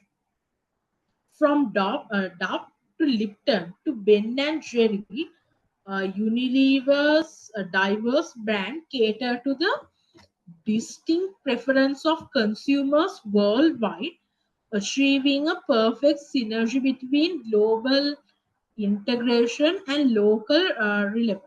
So when we think about like products like Lipton, most of the time they do the sourcing in countries like even in Sri Lanka and other part of the world. And when it comes to the flavors, most of the time they have introduced these flavors based on the consumer preference for that particular country. Unilever as a transnational company, industry, consumer good, food, beverages, beauty, personal care, cleaning products. Balances global efficiency with local responsiveness. Operates with a local, it's called local approach. Some brands are standardized worldwide. Example, Dove, eggs, Lipton, while others are tailored or even unique to specific market. Surf Excel in South Asia, Rexona in Latin America. Maintain a strong global brand identity but adopt product formulation, packaging, and marketing to meet the local taste, culture, and regulation. Headquartered in London, UK, products sold in 190 plus countries, reaching 3.4 billion consumers daily. So yeah, it's pretty much says the same thing. Then, actually, before moving on to the other slide, we need to identify this, these two concepts. First one is absolute advantage. Second one is comparative advantage. Okay. When we think of absolute advantage, it means if a country has absolute advantage, it can make something using fewer resources cheaper or faster than another country. So that means each of the country has something that they are good at producing using fewer resource or in a less costly manner. So what that country should do is they should only try to produce the product that they have the absolute advantage. And when you keep producing the product which you have absolute advantage, you become expertise at it, and then you can trade the the extra part. Are you clear, Africa? Yeah, ma'am. So below I have given an example. So let's say both India and USA have 10 workers, right? And if we use those 10 workers just to make, clothing with 10 workers, right? With 10 workers, USA can, sorry, with 10 workers, India can produce 100,000 meters of cloth. Then when it comes to USA, using the same 10 workers, they can use 500 meters of cloth. The difference happen, maybe the India have much more, like materials, yarn, right? Or maybe they have a higher infrastructure, like the machine that is needed to produce the cloth.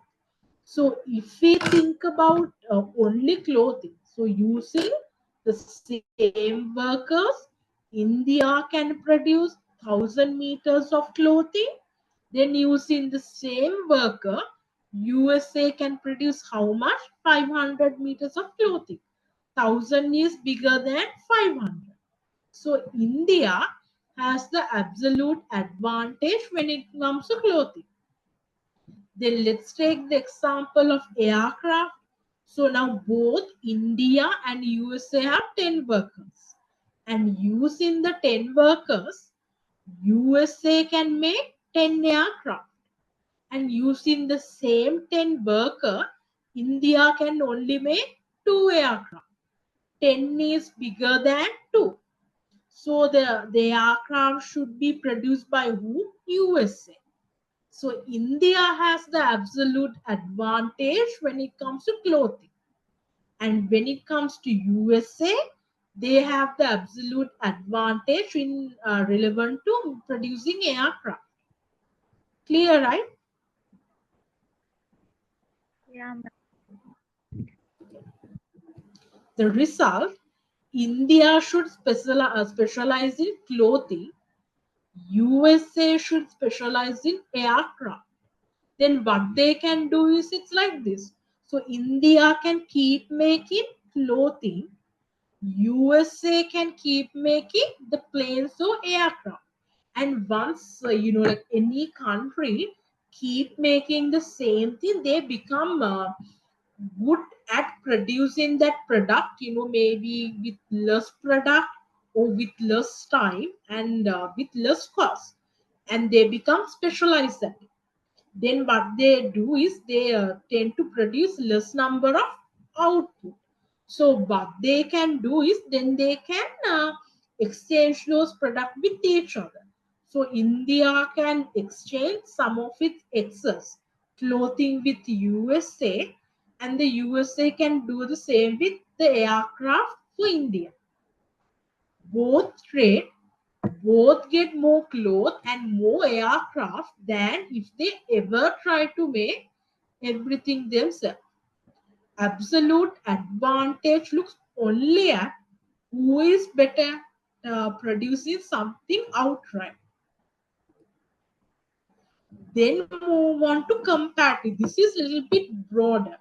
So here, let's say they are, so under the absolute advantage, we say just only try to produce a product which you produce better with less cost, less number of material. Comparative advantage, the scenario of comparative advantage is, what if you are good at producing everything compared to other countries? I mean, what if you are really good at producing everything? Then what you can do? Then, in that sort of a scenario, you have to look at the opportunity cost. That means what you give up in order to make something. And then you should try to produce the product uh, which where you sacrifice less. I think it's better to explain it using the example.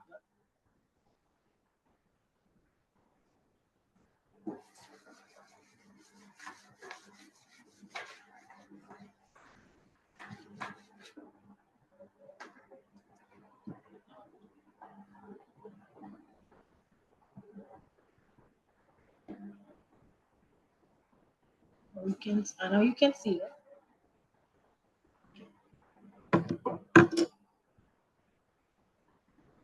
So let's take this example. USA with 10 workers, it can make 10 aircraft or 1,000 clothes. When we think of USA, they can either make, so they have USA and India, they have both 10 workers. And using these 10 workers, they can either make 10 aircraft, okay, or 1,000 clothes. That's the scenario for USA. Then when we think of India, using the same 10 workers, they can either make 2 aircraft or 800 clothes.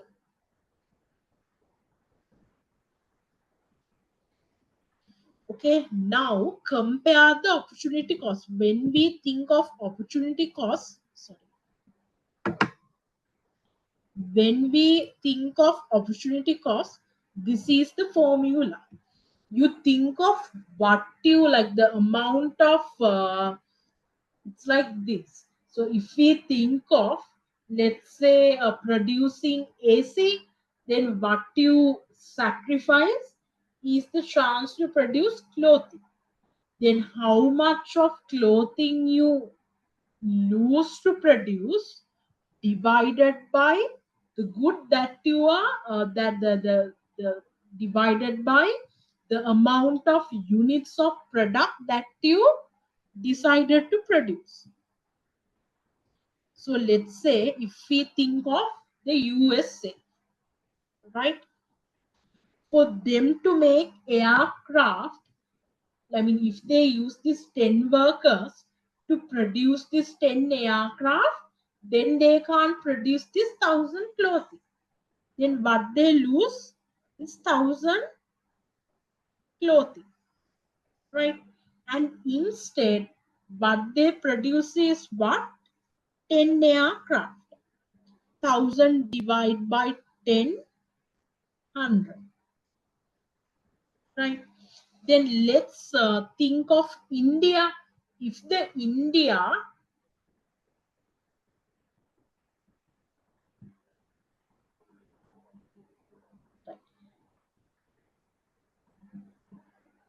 let's think of India. If India decided to produce aircraft, then how much of clothing are they losing? They can't produce this 800 clothing. Instead, what they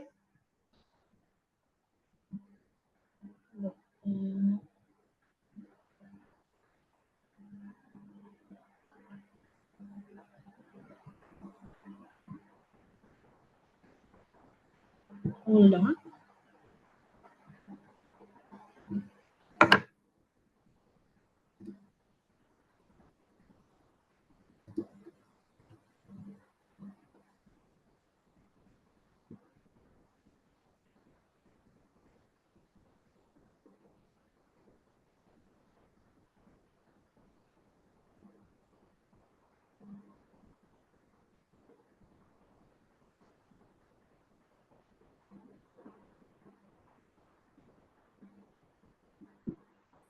Yeah.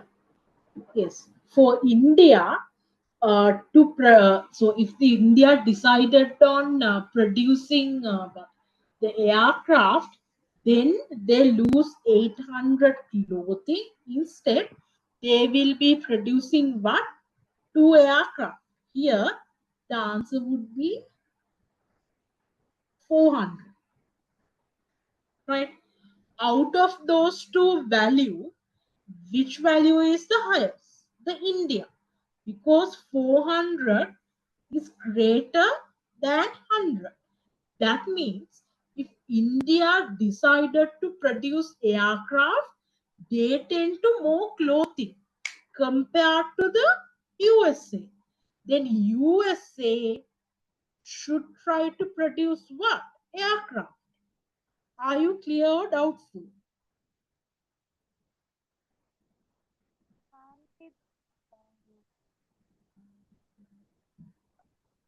Afika, are you clear? Do I need to repeat the example again? Okay, You're clear, right? yeah, but little doubt, ma'am. Uh, Ah, okay, okay, it's okay. I can't will. can't we put air up and clothing down? I can't hear understand what you are saying.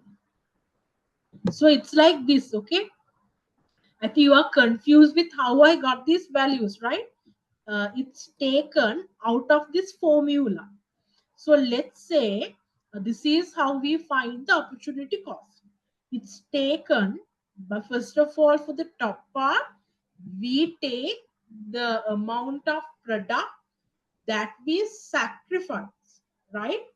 Then divide it by the number of product that we can produce from the type of category that we decided to produce.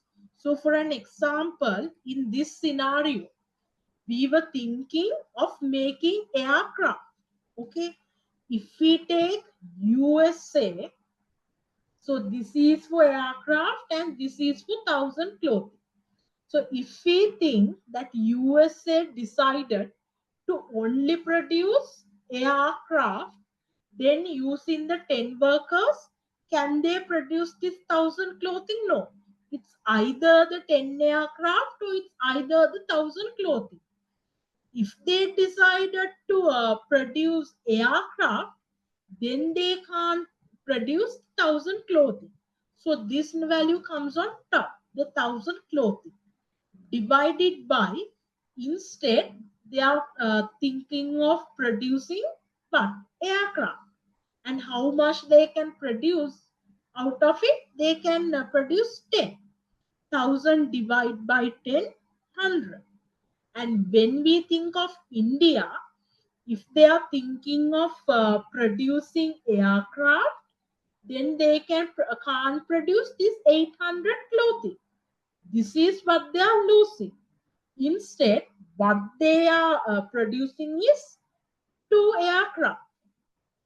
So if USA decided to produce aircraft, they are losing 100 clothing.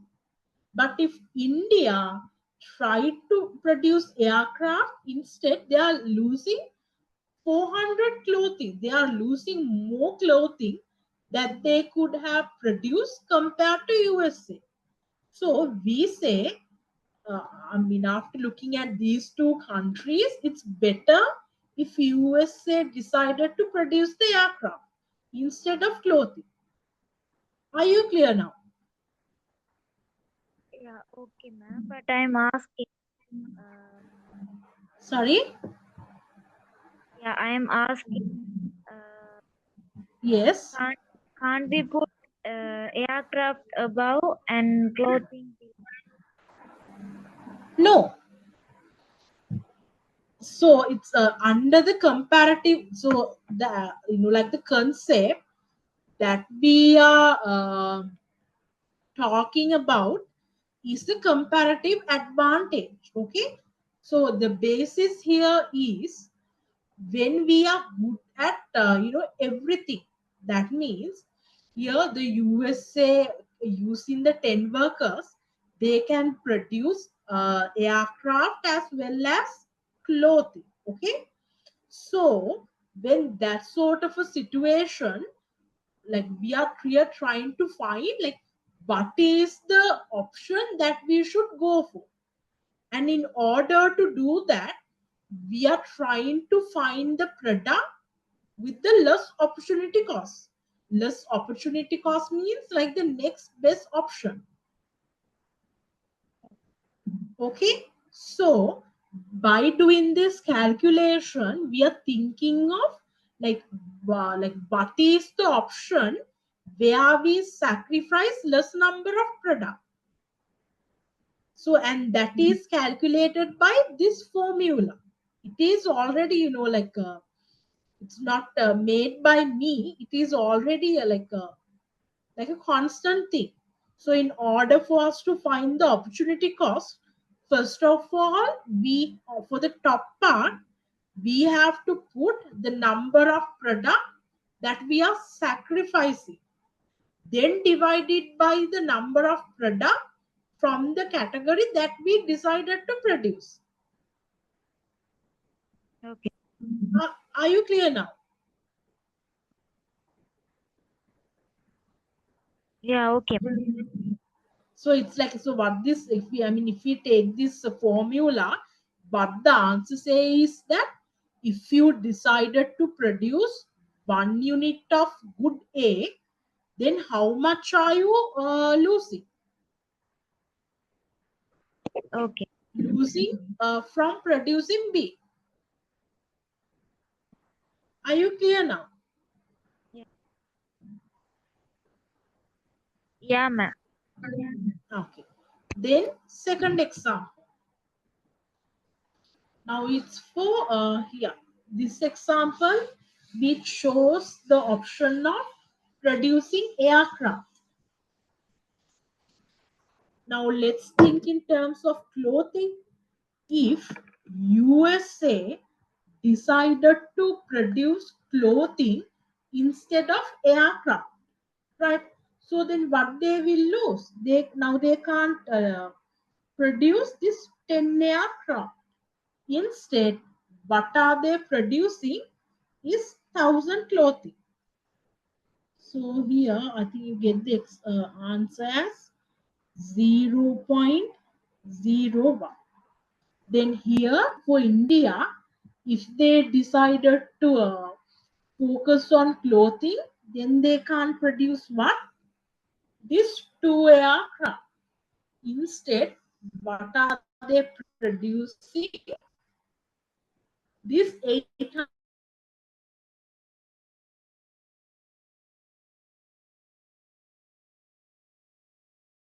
clothing.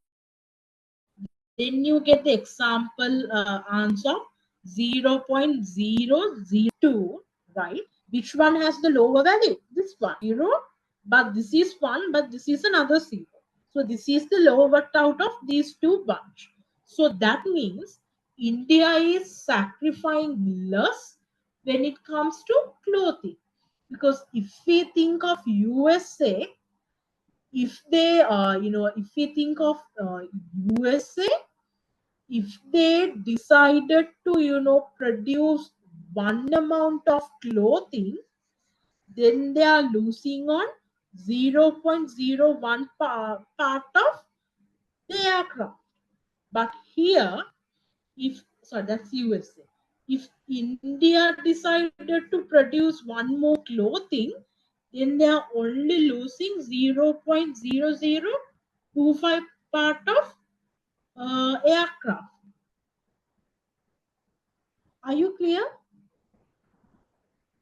Yeah. Yeah, ma'am. Clear. It's okay if you're not clear. I can still explain it to you. Are you still clear? You're clear for sure, right? Yeah, okay, ma'am. Okay.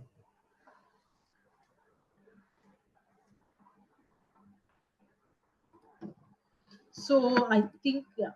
So according to that, India should what? India should focus on clothing, and USA should make aircraft. Both trade, even though USA is better at both, it gains more by focusing on planes, while India gains more by focusing on clothes. Key point, comparative advantage explain why trade is beneficial, even if one country is more efficient than everything. So it's like a comparative. So what we do is, so we have we like there are so many type of product categories that we are good at when it comes to manufacturing. So under the comparative advantage, what we are trying to look is out of those two, like if we compare all of those product type, then what is the product type where we are really good at, where we sacrifice less.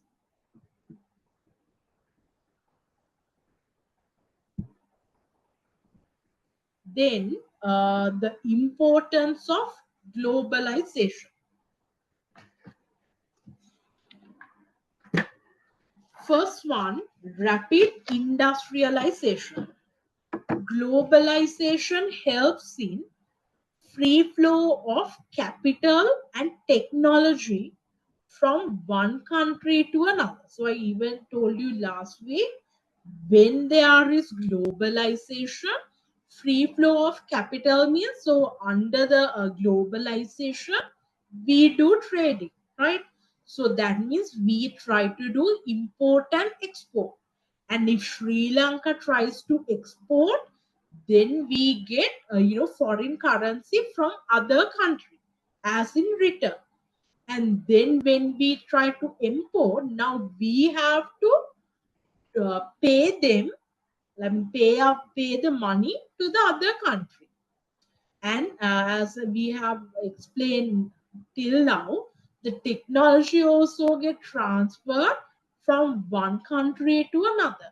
When we try to, outsource our production to another country, the technology also get transferred. It enables the global firms to acquire finance at a lower cost of capital. The increased flow of capital from surplus countries to the needy countries lead to increase in global investment. Foreign capital has, for example, increased the pace of economic development in China. Flow of technology from advanced countries help the developing countries in boosting up their industrialization. So, the example we have taken here is China. When China opened its its economy to foreign investors, like maybe due to the cheap labor or the being able to facilitate material for lesser cost, most of investors from countries like US, Japan, and Europe, they invested heavily in China, right? As a result, when those companies from different countries try to invest in China, of course, they were able to get money as well as all of those modern technology infrastructure from other countries. Because why? Of course, the money part we get. Then, when foreign countries try to build up their very own manufacturing facilities in China, they got those infrastructure. And not only that, the Chinese laborers got access to the technology as well.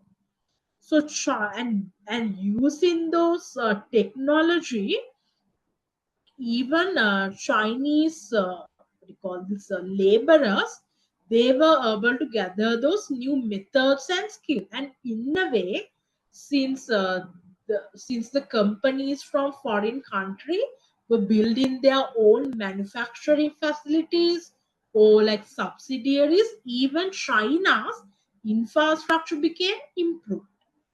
Then production costs stayed low, making Chinese good competitive worldwide. How? Because now, due to those other foreign manufacturers, like foreign companies, now they have enough infrastructure. And not only that, they have the technology. And utilizing both of those, they also started to manufacture in their own product. That's why, still, even up to now, we call China as everyone's, like the world factory, because a lot of foreign companies still use China for their production, for the use of production facilities. Second one, balanced development. Globalization lead to spread up of manufacturing facilities in different countries that we know. This in turn lead to the balanced development of all countries. So let's take this example. It's like if we think of Apple, we know Apple doing the designing part in USA. But when it comes to manufacturing, it is happening in China, Vietnam, and India. And when they open up, like many of those manufacturing facilities in different countries, that also, that also gives the ability for those, the people in those countries to get jobs in these manufacturing facilities. And as a result, uh, the economy of those countries will be growing. So when when Apple decided to increase their production, not only the US will be improve or develop, even the countries where they have establish those manufacturing facilities, as well as the countries where they have hired those laborers, those countries will also be improved. That's why I say This in turn lead to a balanced development of all countries. Even Apple is a USA based, I mean USA owned companies. Still, the countries like China and Vietnam also get developed. Third one, you are clear up to this point, right, Afika?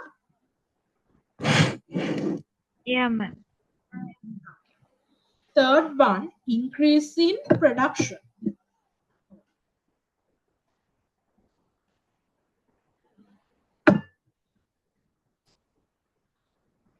Increase in production, rapid industrialization of world economies lead to increase in output of goods and services. There is increase in per capita consumption in both developed countries. That means like this. So let's assume if we are doing the manufacturing in China, like there is a reason we have given the manufacturing part to China, because there we can find cheap labor as well as cheap resources, right?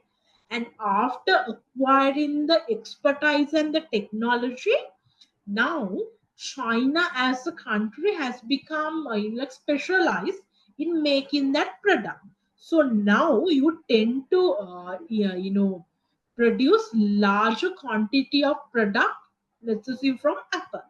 So what happens then is, now you have larger amount of Apple iPhones that can be used or that is ready to consume in both USA as well as in other countries, because ultimately the number of product that you have produced as your output has increased due to the cheap labor, due to the cheap resources, plus the combination of technology. That means you have become highly efficient. So now there is enough product to be utilized in both countries. So let's say, uh, yes. So it's like this. So let's say, mm, yeah, yeah. So let's say Apple has been able to produce thousand number of Apple iPhone, right? And in a hypothetical situation, both USA and China have 500 citizens each. Now, using that production, they can cater to the consumption of both China as well as USA. But now think of a scenario where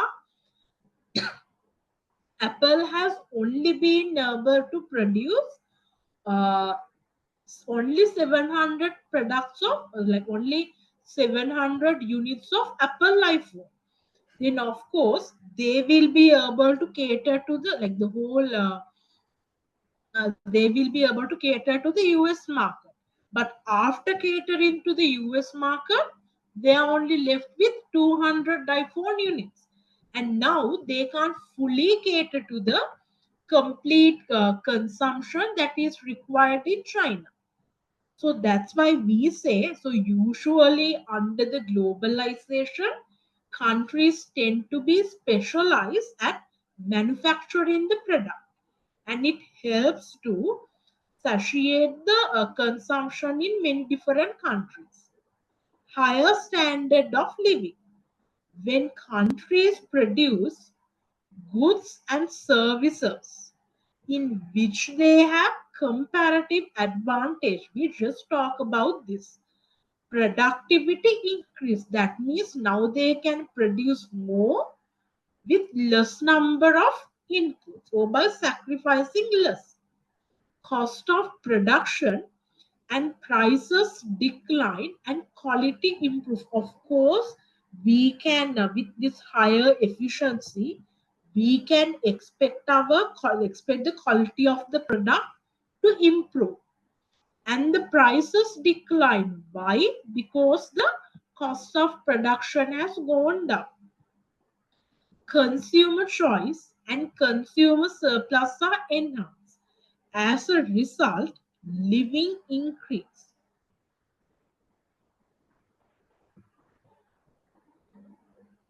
So the example we can talk under this point is, let's think of India. When it comes to India, they sort of have a comparative advantage in IT. So, that's why we jokingly say even if you hit a bush with a stone, you will still be able to meet engineers in India. That's like a common like a concept we say, because there are so many engineers in India. So, as a result, they have a comparative advantage when it comes to IT. As a result, many Indian companies they provide IT solutions worldwide. What happens is, as a result, this create high paying jobs in India, because why? These engineers get paid in the foreign currency. So these jobs tend to be really high paying. Then improve the income definitely and allow foreign companies to get quality service at a lower cost.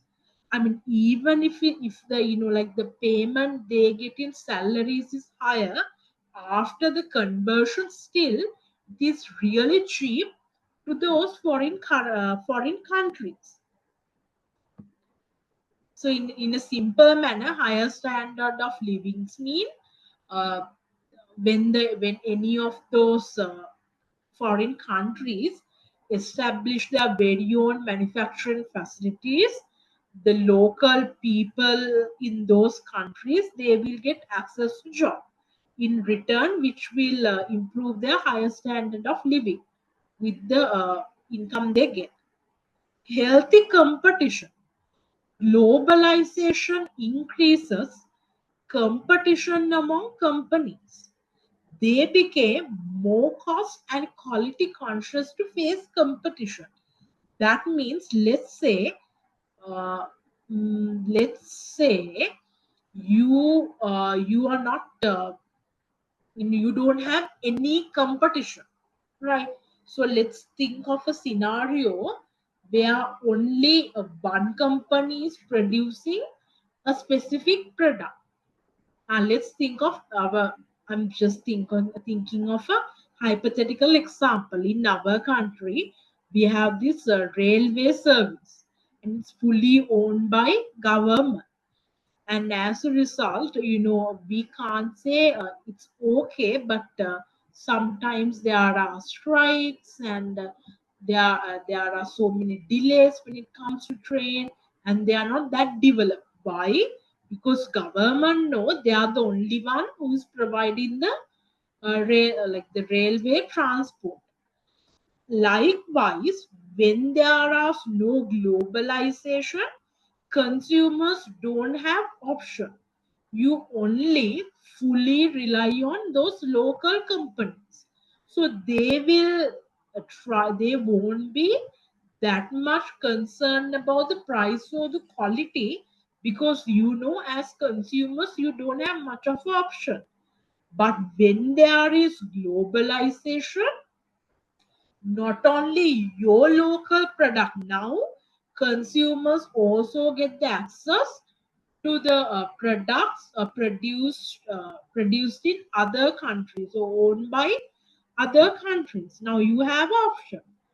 As a result, even the local manufacturers also have to uh, be concerned about the quality of their product as well as the price of it.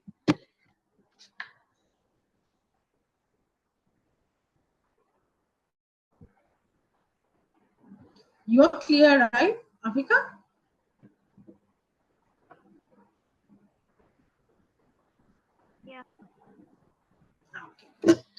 Sixth one, increase employment.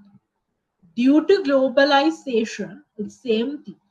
Developing countries can attract more foreign direct investments, and it can be, and we talked this before, right? It can be in the terms of JV, joint venture, or wholly owned foreign affiliate or greenfield investment. Moreover, manufacturing facilities are shifted to low-wage developing countries. Therefore, job opportunities increase rapidly in these countries. For example, millions are employed in call center, foreign multinational, etc. in India. The common culture, globalization facilitate cultural exchange between developed and developing countries. For example, Domino's Pizza, McDonald's Burger, India's Masala Dosa, and Hyderabad Biryani have become global food items. And and not only this, this not the craziness, like the interest people have over K-pop. Usually when we say K-pop, it's referred to the entertainment sector of Korea. So, and it's not only limited to Korea, now it's widely spread throughout every part of the world. Are you also a fan of K-pop, Africa? No, ma'am. No, okay. So, that's why even if we think of like Sri Lankan KFC menu, I think they have newly introduced this separate food that suit the Korean taste bud. I don't know, I can't remember the name, but likewise, the culture is being shared.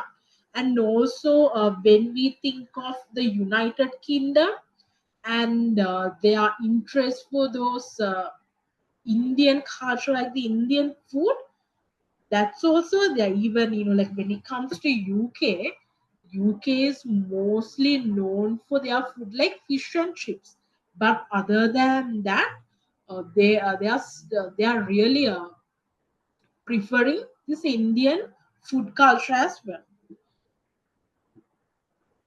The human development, increasing economic development enables government in developing countries to provide educational, health, and other public welfare facilities. There is improvement in the health and skills of people in developing countries.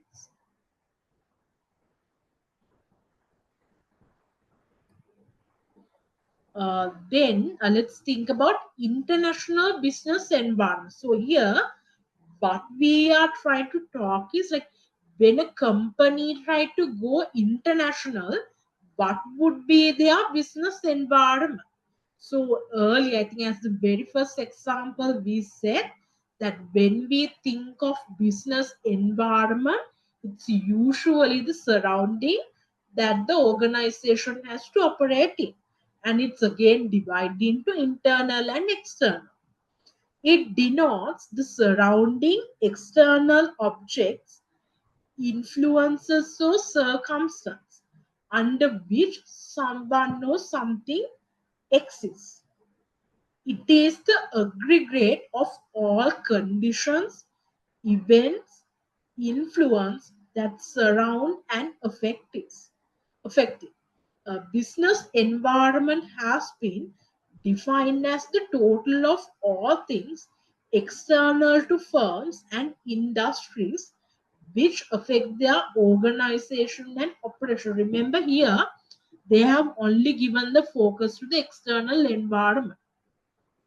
According to Arthur M. Wemer, business environment encompasses the climate or set of conditions, economic, social, political, or institutional, in which business operations are conducted.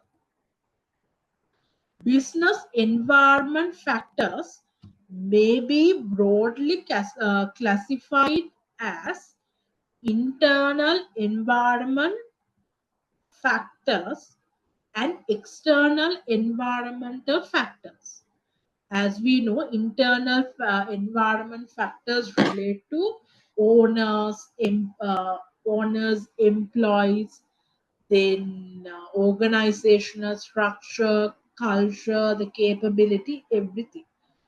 Production and marketing management, and also the style of leadership given to the firm. What is international business environment? International business environment is regarded as the sum total of all of the external forces working upon the firm as it goes about its affairs in foreign and domestic market.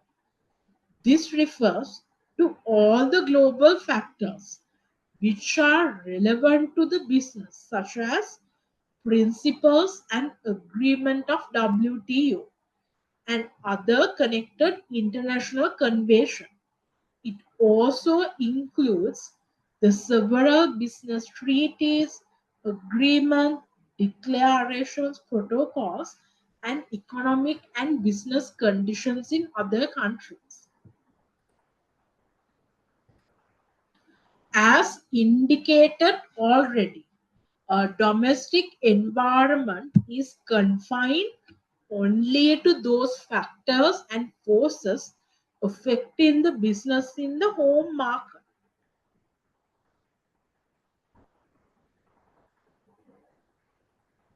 On the other hand, foreign environment refers to the environment prevailing on the foreign market where business is carried on.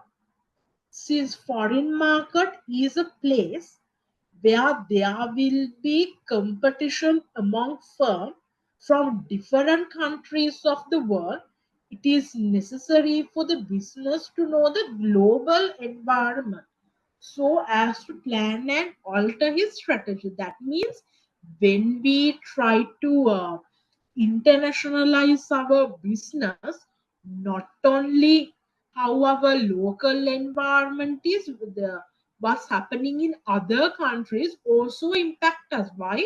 Because now we cater to different consumers. We have outsourced our manufacturing to different part of the world. So if something is happening in any of those countries, we have to be aware. The managers of MNC should have the knowledge of the environment prevailing in other countries as well. Generally, the factors are the same for all businessmen in the international market, but they can have widely differing impacts from the home country situation. For the purpose of the study, the international environment can also be conceived as the interaction between domestic and foreign factors. In fact, international business environment cover a wide spectrum of forces and at times much bewildering too. Since the factors acting on the global environment consist of variety of forces, we actually divide them into political and legal, economic, and the cultural. Uh, Afika, shall we take a 15-minute Okay, ma'am. break?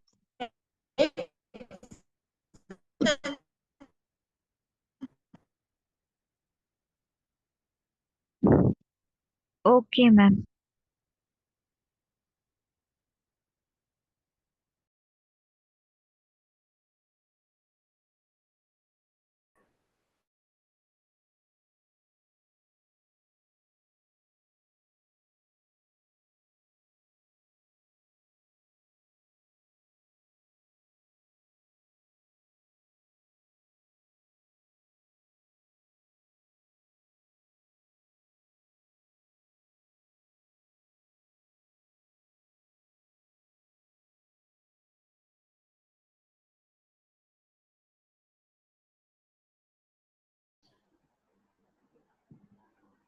Then let's meet at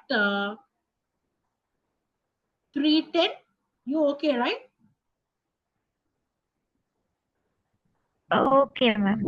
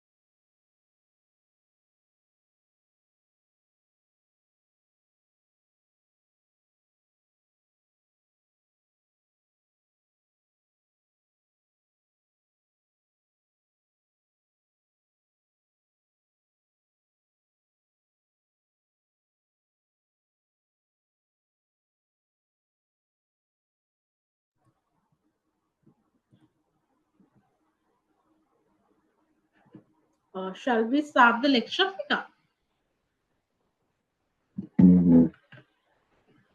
Yeah, ma'am. Okay. Uh,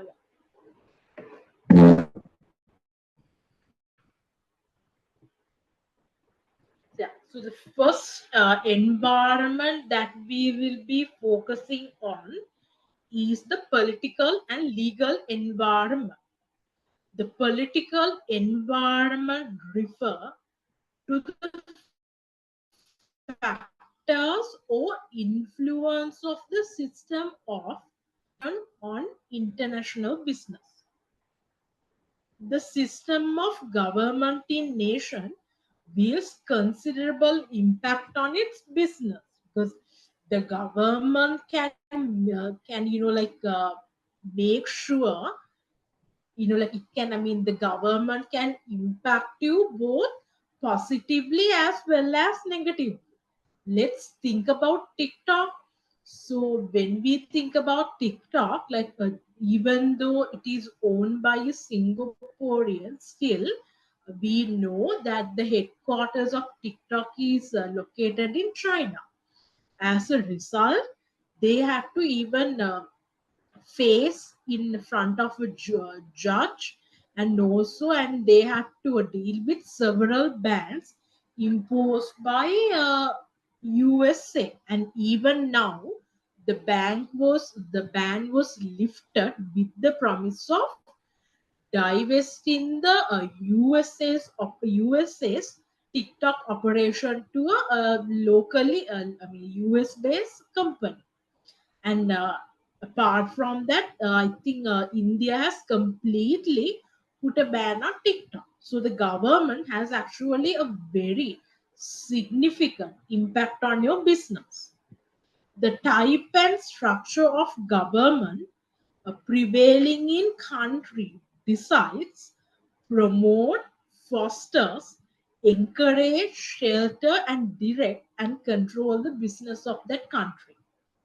A well planned and a robust political system. That means a government, a stable government or honest government, efficient and dynamic, encourage political participation and assures personal security to citizens will go a long way in helping business and ensure economic development of the country. That means if any country has a stable government, that will give a sort of assurance both to the citizens of that country as then most for the most part you only have to focus on your business operation, and you can expect to do your business with sudden crisis without any sudden crisis. The developed economies of today owe their success to a larger extent to a political system they rightly ensure. That means when we think of most of the developed economies, let's think of countries like USA,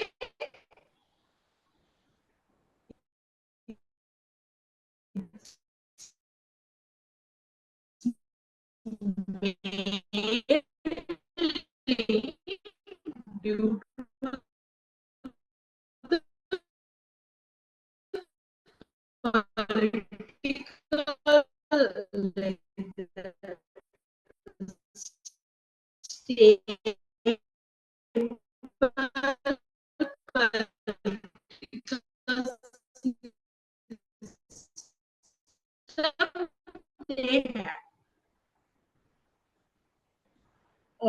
business firms are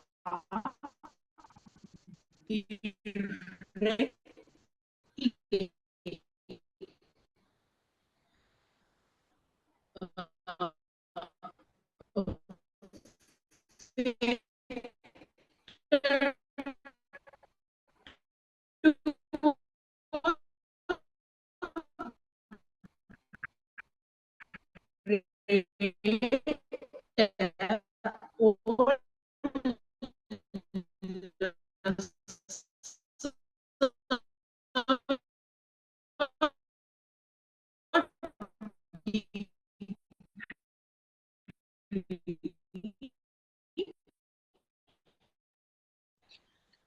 Ma'am, your voice is not clear, ma'am.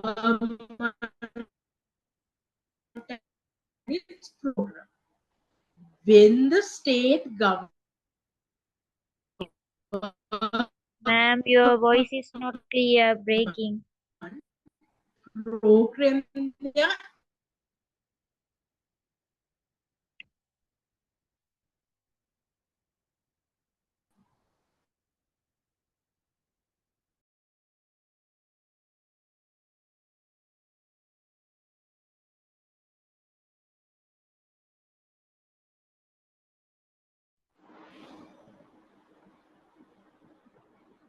Africa, now can you hear my voice? I mean, you can clearly understand what I'm saying.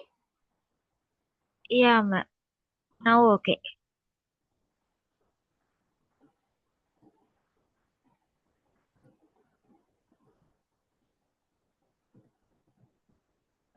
You can see the screen, right? Yeah. So the example for the first part is, let's assume India follows a policy where they say we encourage renewable energy. So if any company, if any company, so what, sorry, what the companies try to do is, these companies will try to invest, or they will try to adopt those renewable energy. Because why? Because we know now the Indian government support the business that adopt the renewable energy. So we need to invest in those renewable energy in sort of like get a support from the government. And also remember, when we think of this China being the world's factory, it was made possible because government allowed it to happen. So that's why we say government policies actually do have an impact on the business. Then quick changes. Quick changes means here we are referring to sudden political changes. For an example, let's think of the Russia Ukraine war. I mean, it just suddenly happened. And what happened? As a result, many of the international companies had to either shut down their business in Ukraine and Russia. That's what the second point says. Quick changes consist of sudden political changes due to army coup. Army coup means like a country is capturing another, like army trying to get hold of the country's control, things like that. Or revolt, or capturing of the government machinery by the dissident group. I mean, when we say quick changes, all of them are sudden. The quick change may also be the result of proclamation of emergency law or martial law due to sudden outbreak of war with a belligerent nation. In all of these cases, the business manager has to take quick decisions to adapt his business to the changed environment. That means they can either, I mean, under all of these circumstances, they can either continue the operation or shut it down. Cyclical changes means these changes are regular, and predictable. That means like what sort of policy changes will happen once the government change. And I think even in one of the slides I told you like what are the focus areas of each political party.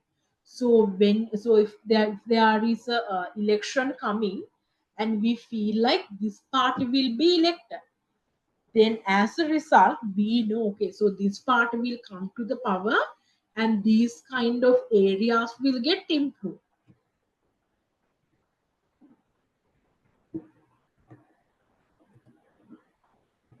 Regional changes means whatever the thing that's happening, it's only limited to a particular region. Development of agriculture or development of an industrially backward region may draw the attention of politicians and government. As a result, special legislation or policies will be framed to help the backward region sector. If such changes, the business has to adapt itself by studying the risks and dangers involved in taking decisions. It will be too complicated. So let's take this example, then you will understand.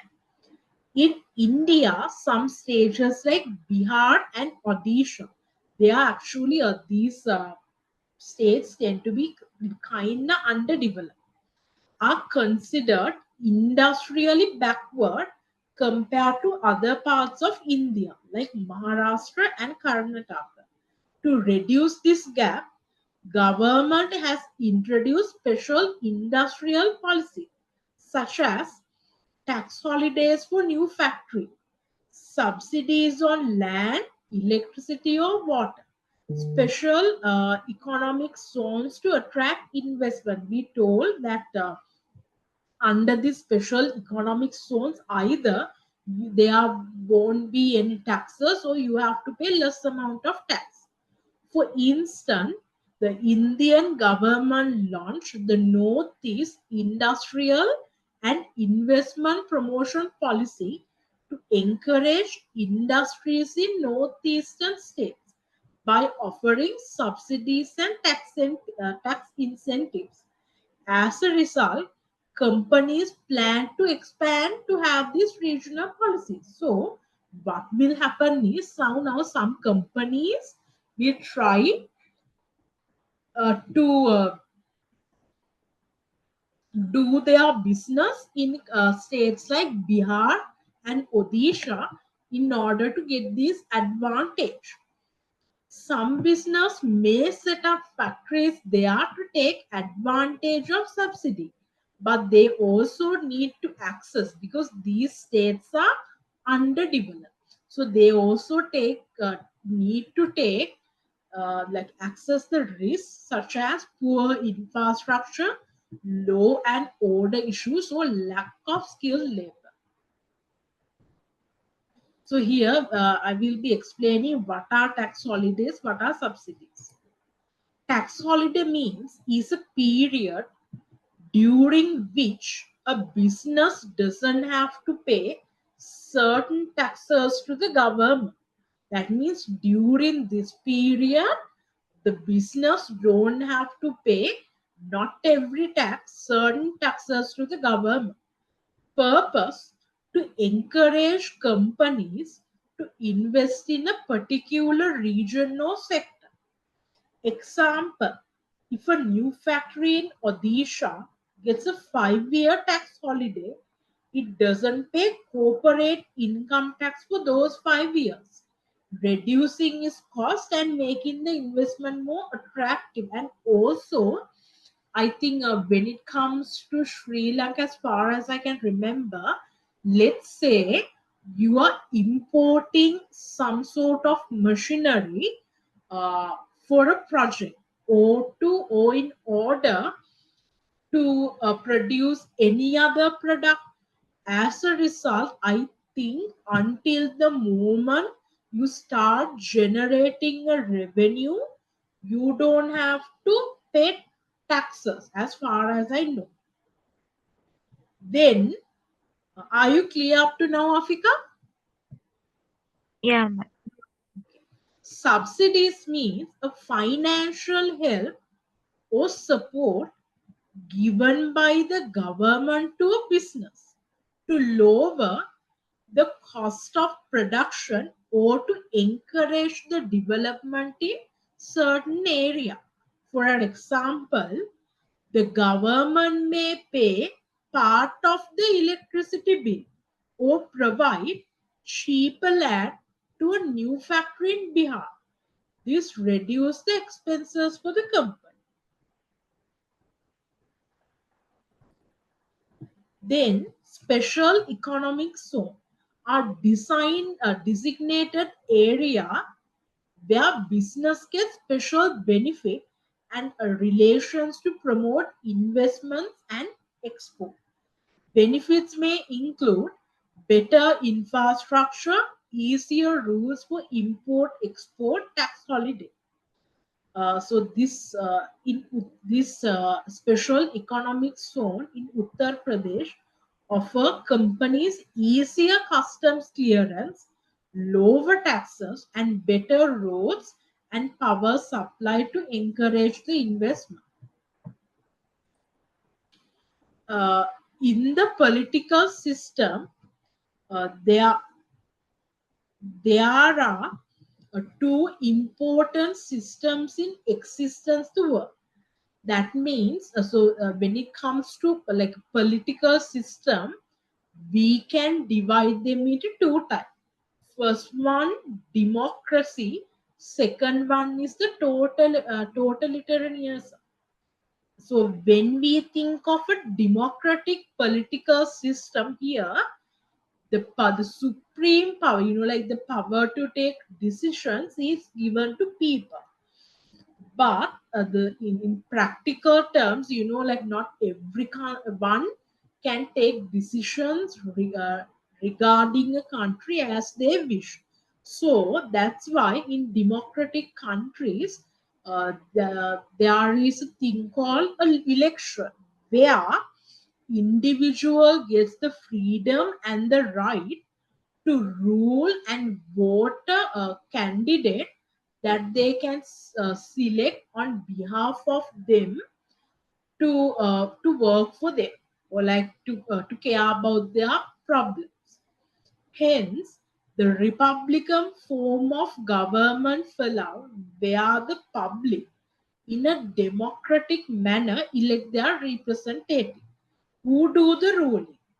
A representative democracy rests on the assumption that should the elected representative fail to perform adequately, that means the one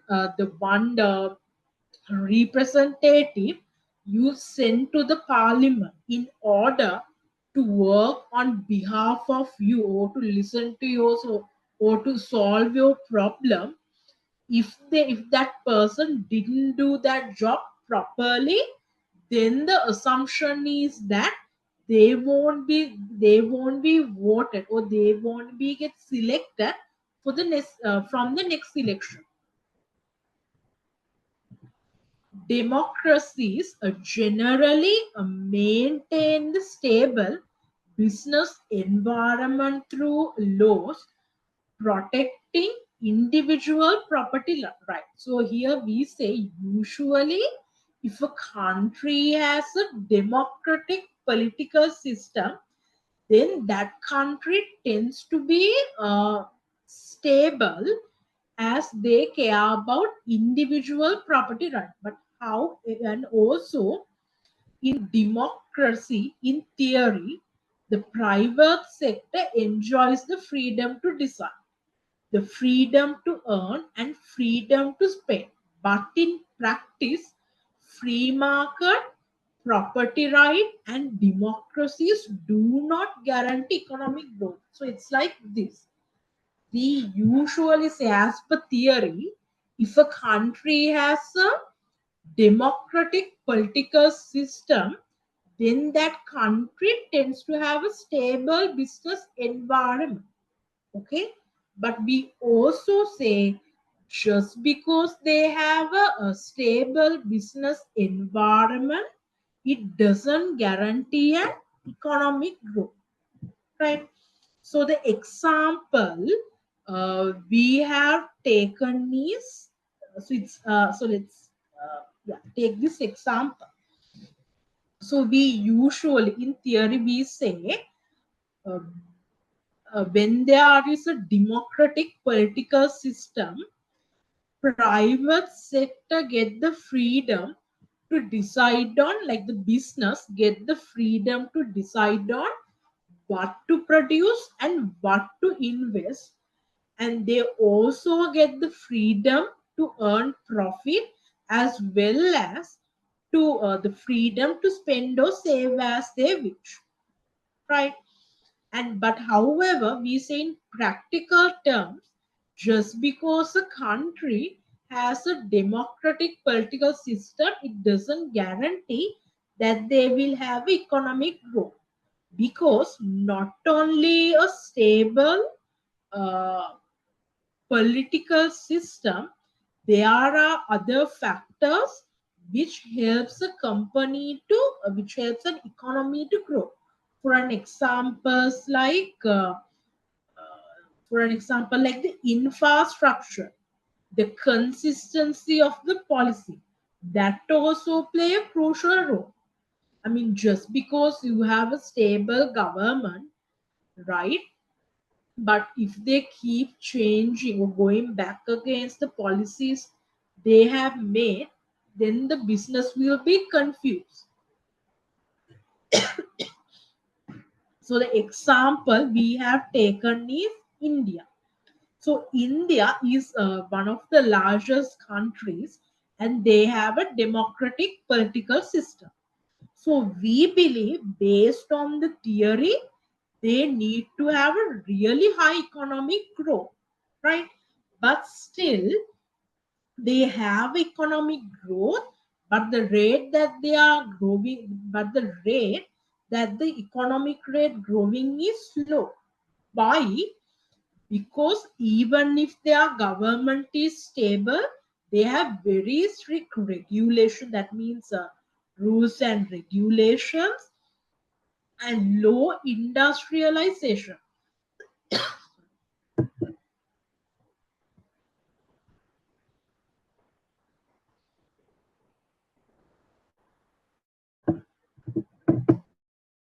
And inefficient public sector enterprises, and their public sector institution, they are also very inefficient.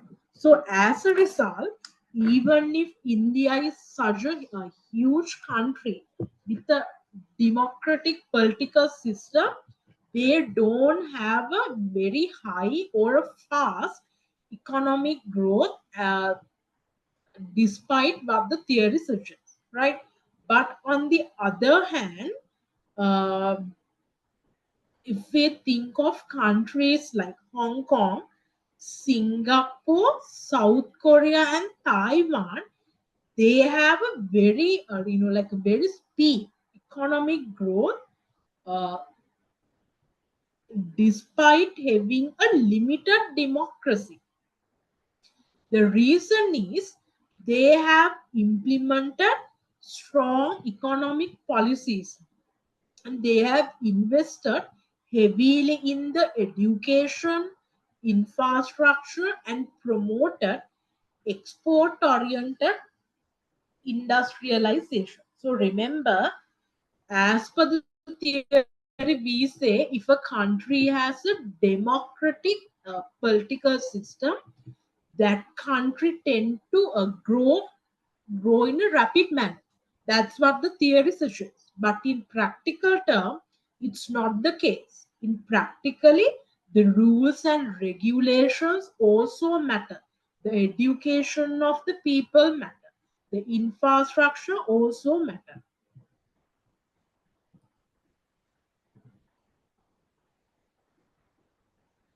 Problems in carrying on international business.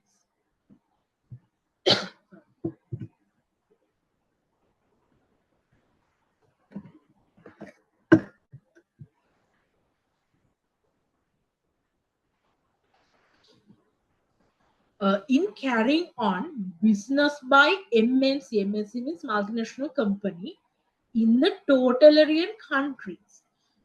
There may be some benefit as well as risk. When we think of these totalitarian countries, the power is given to the government. The consumers, like the citizens, don't have that much authority. One positive aspect is that MNC need to worry about any opposition to their activities from rival political parties. So, in totalitarian countries, the authority is shared between the government or the political party. So, in that aspect, they have to be careful to know whether they get any rejection, or they get any rejection from any other political party.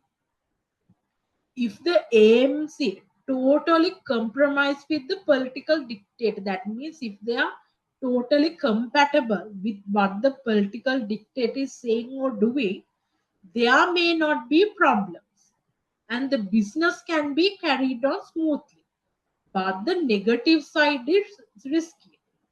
The MNC may be required to pay bribes and kickbacks to the government officials and also to the political dictator. Why? Because now they are the one who's giving the final approval. Refusal to pay could result in loss of market access or even forfeiture of investment in the country. Generally, in totalitarian countries, the contract laws will be non existent or vaguely defined. That means the terms there will be ambiguous. And the people in power could twist the interpretation. In such countries, even if you have contract law, since the final decision taking power is with the government can interpret those contract terms as they want, as they please. The judicial approach for getting justice will be out of the question.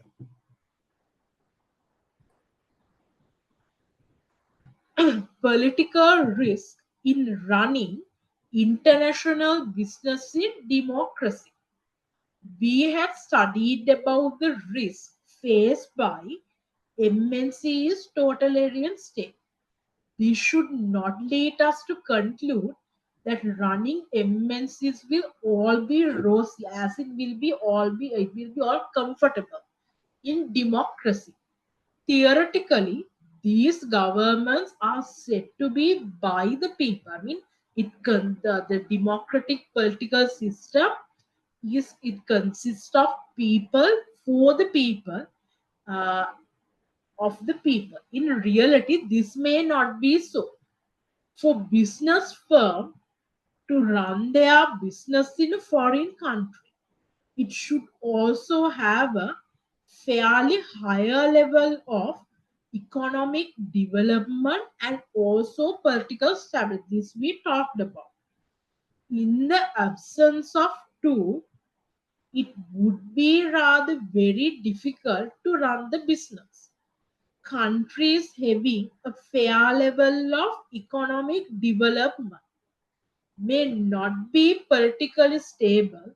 That means the country is, it's well, their economy is developed, but it is politically unstable. That means the government changes very frequently. And as the government change, their policies also will change. Then as a business, you will be doubtful, or like you can't think of what to do. And a country having stable government and need not necessarily be having higher level of economic development. So let's say the government is stable, but there isn't a higher level of economic development. That means people don't have that much of purchasing power. they don't have enough money, or like you can't take any credit because the interest rate is so high. Will that work? Will you be able to achieve success in any of those countries? No. In both cases, the MNC will find the situation very difficult to operate due to uncertainty.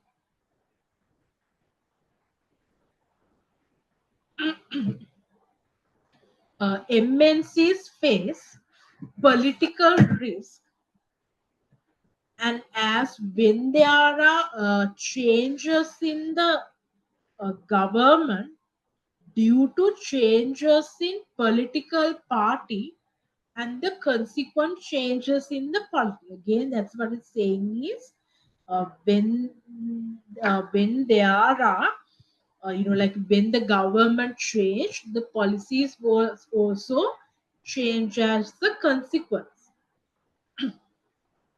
Risks are faced due to host government actions like confiscation, expropriation, nationalization, domestication, and creeping expropriation. Hold on.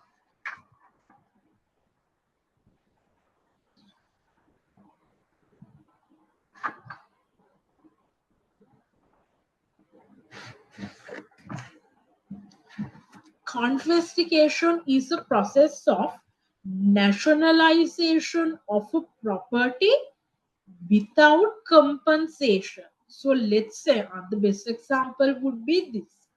So now what I mean in the present state, if a country is or if a government is trying to expand the road, and when while trying to expand the road, sometimes the private the private like the private property, it will get reduced, as in not reduced as in like they will be losing the ownership of some of the property that is going to the road, that is going to the construction of road. In such cases, government usually pay a compensation in return for the amount of property they are losing, right? But think confiscation means the government just building the road by using the private property without paying any compensation in return. Afika, are you clear about what I said? Yeah. Yeah, ma'am. Okay, so that's what, and that can happen to business as well. So the confiscation means government taking the ownership of any of your property, let's say a building, without paying a compensation in return. Chinese government seized US property in 1949 when Chinese Communist Party took over, and they didn't give you a compensation. Expropriation is a process of nationalization of a property with compensation. The nationalization of commercial banks in India 1969 is an example. Here the government take ownership of this property, but in return now they pay a compensation. So this has happened in India when the commercial banks were nationalized in India in 1969, and at that time they were given a compensation in return. Nationalization is the process of shifting the ownership of private property from private individuals or institutions to the government. Burma nationalized the entire foreign trade. So that means they only gave the ability to do this foreign trade only to the government. They said the other companies or other business they couldn't do the foreign trade. That means all import, export, and international business were handled by the government instead of private or foreign firms. Poland and Czech communists nationalized 100% of their economy. What it means, private business, bank, factories, farm, all of those entities were taken over by the state. The government decided what to produce, how much to charge, and how goods were distributed. So domestication is the best example for this is the TikTok. That means, so they are saying, in this foreign business firm, relinquish control and ownership in favor of domestic investors, right? So this is what happening with TikTok. TikTok is saying it is okay that TikTok is owned by a Chinese company. It is okay, but at least domestify the USA operation to a USA owned company. That's what USA say. So here, what they want is they want to make sure the control and ownership of that business lies with the domestic investors. So this happened with this Indian Leaf Tobacco Development Company. Initially, it was a foreign owned firm, but as the Indian government suggested, they transferred the ownership to the Indian investor, giving local control over management and decisions. Then, when we think of these Pepsi, General Motors, and Bakalis Bank, again, these firms were partly owned by the local investors. And why? Because the government want to ensure that the local investor had a say in taking decisions relevant to this firm.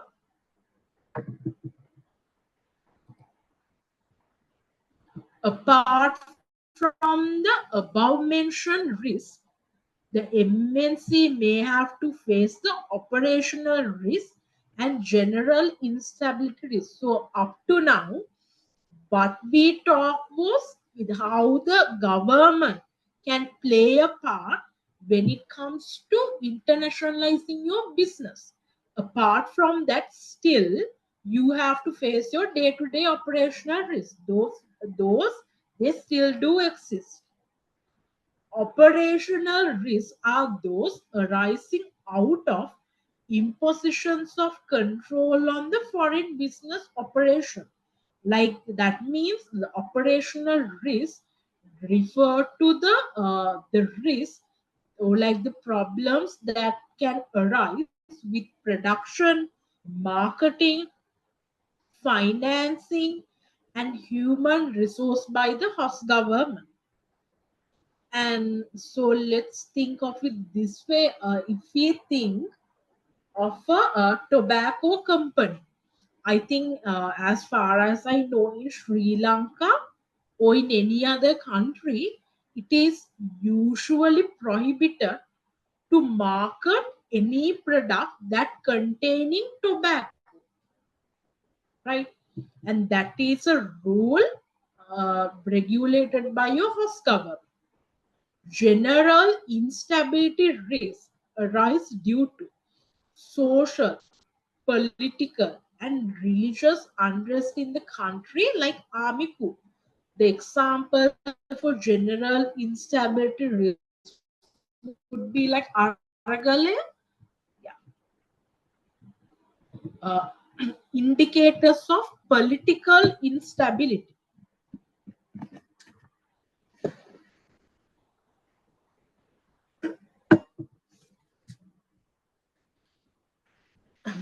The political instability will not take place suddenly. That means, like country becoming politically unstable,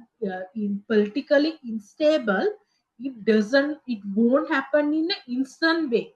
It will take some time, unless it is a silent army coup, like where the ownership of unless it is a certain situation where army take the control of your country, usually the political instability will happen in stages, or like it will take some time. But however, there will be indications or the uh, signs which signs where we can know or understand that these companies gradually become politically unstable. These indicators are social unrest, attitude of national policies of the host government. Social unrest is the primary indicator. This may be caused by two different religion groups or ethnic groups which will come to clash openly. Example, a Christian Muslim conflict in Lebanon, white black conflict in US, uh, ethnic conflict between Christian and Armenia likewise. Then when we think of attitudes of national, the negative attitude of national towards foreign business is a greater risk. These negative attitudes include exploitation, colonialism, repatriation, employment to foreigners. So, indicators of political instability. So, here in brackets, I have say Canadians. So, nowadays, Canadian, like citizens, they are not protesting, but in a way, they are criticizing the government for taking the foreign labor, because they are saying, why would you take foreign labor, because there are already Canadian citizens who are facing trouble with the high unemployment rate. So maybe in a way it's an indicator of Canada becoming slightly unstable. I mean, it's not in huge, it's not a huge problem as of yet, but still there is this negative attitude of nationals regarding the employment to foreigners. Third, third, policies of the host government. When we say it's the host government, it is the government that's applicable in your foreign country. Host government policies may affect the operation of a business firm, either directly or indirectly. This may affect either internally and also externally. Afika, are you clear up to now? Yeah.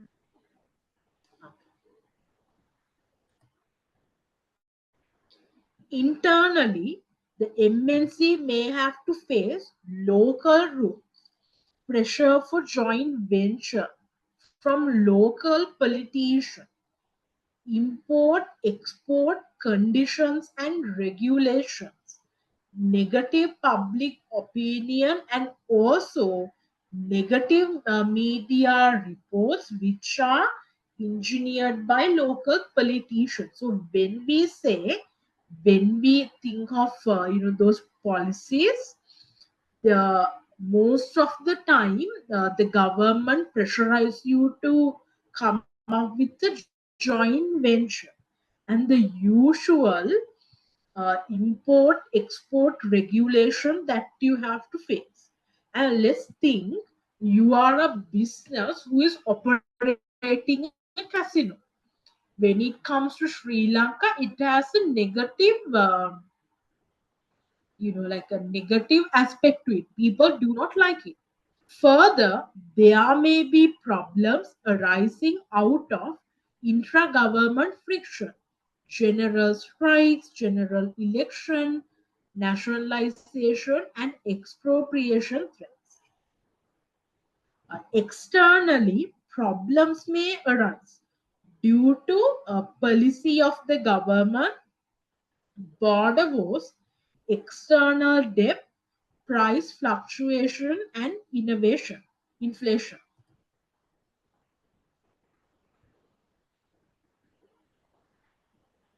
So now we said that under the political environment, we say that we have these type of risks.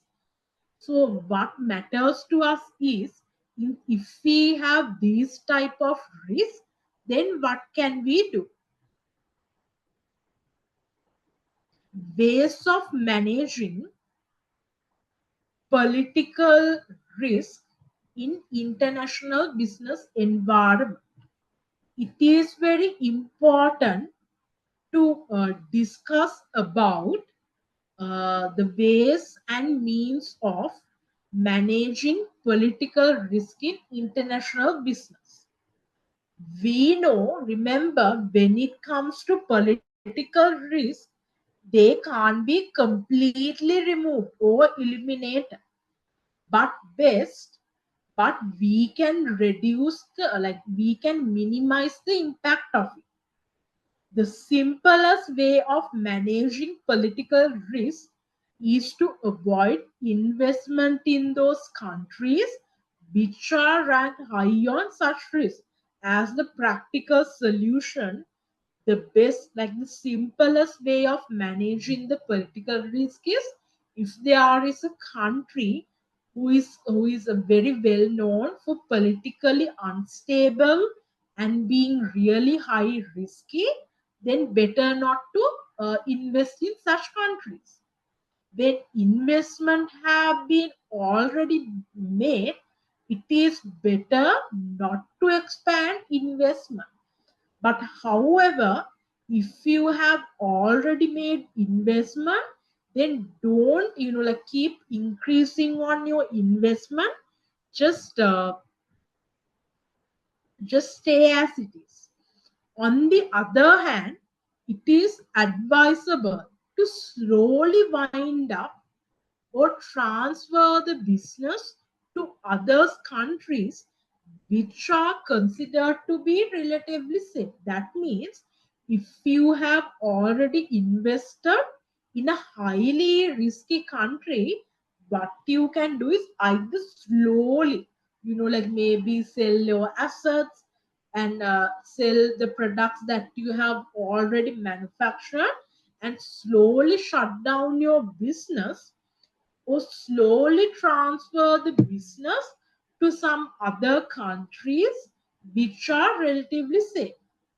Of course, this method is the first choice and also a very poor choice, as the opportunity to business in that country will be lost forever. That means, the moment a country that you have invested on become risky, and you completely try to wind up the operations in that country, the moment it get risky, then there is a chance of you not being able to start your business in that country ever again.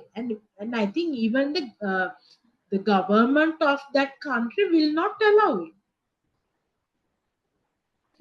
Another method of managing political risk is adoption.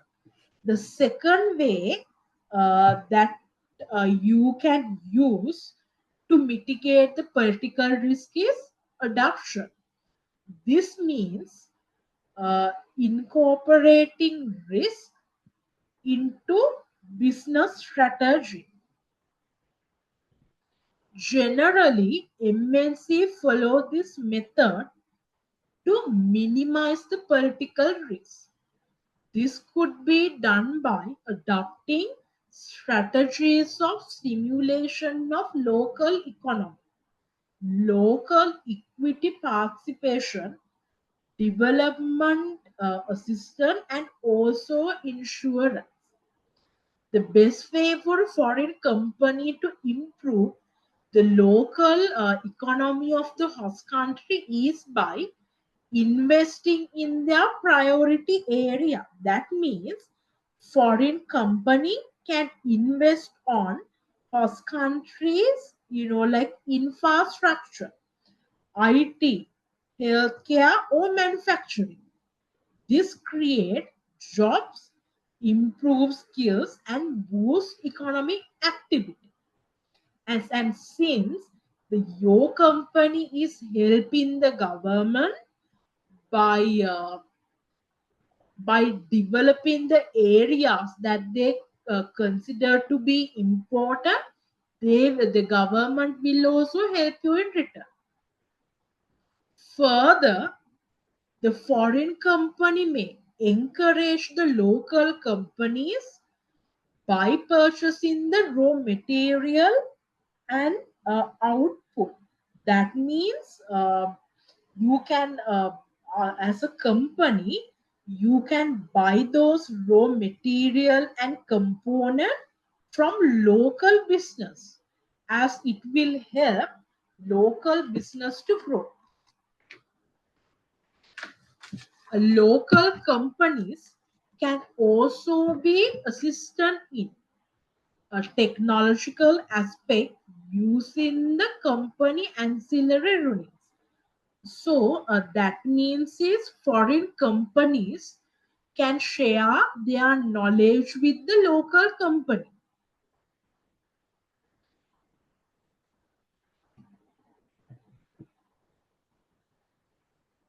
For example, IBM is the foreign company allowed to sell switchboards in France. And why they were given this opportunity? Because first of all, they invested in the priority areas of France, right? Then second, this IBM purchased the components from the local supplier and shared the knowledge with whom? The local business.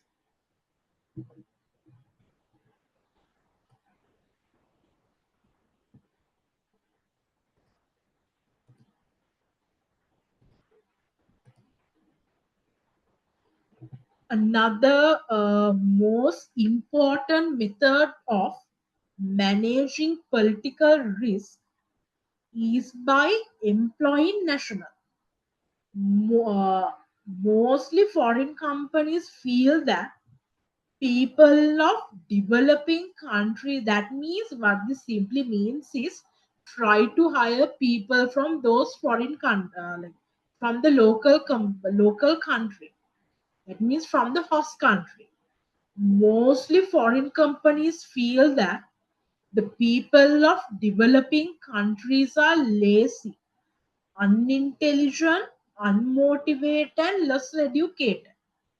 As such, foreign companies do not hire those local people and rather hire from the advanced country. Now, this is not recommended. What they can do to mitigate the political risk is by hiring the local people, and if necessary, if you feel like they are little bit less experienced and talented to do the job, then give them proper training. Can you remember how I told you about how Nissan established their very own and very first automobile production facility in Mississippi? And what they did was they gave them training. This will also go a long way in reducing political risk, because the government of that host country know our people are relying on this company for the job. So we have to support them. As a matter of fact, several MNC now employ local people of the host country.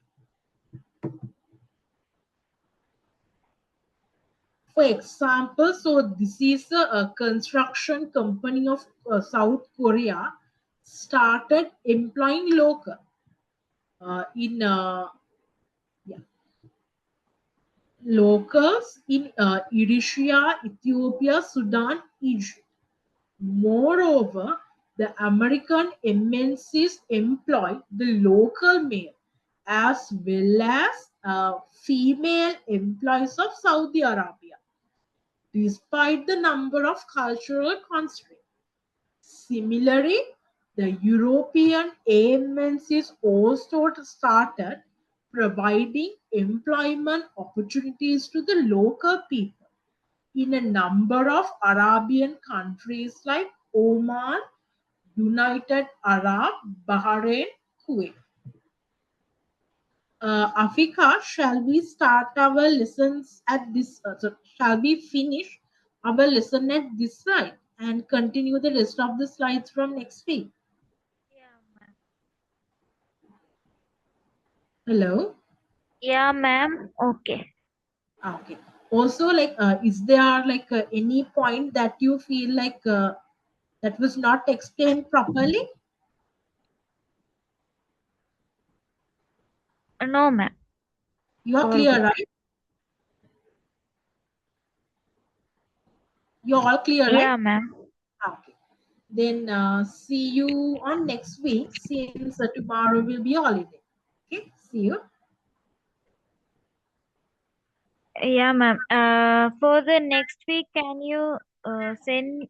Did you send the PDFs? Oh, Yeah.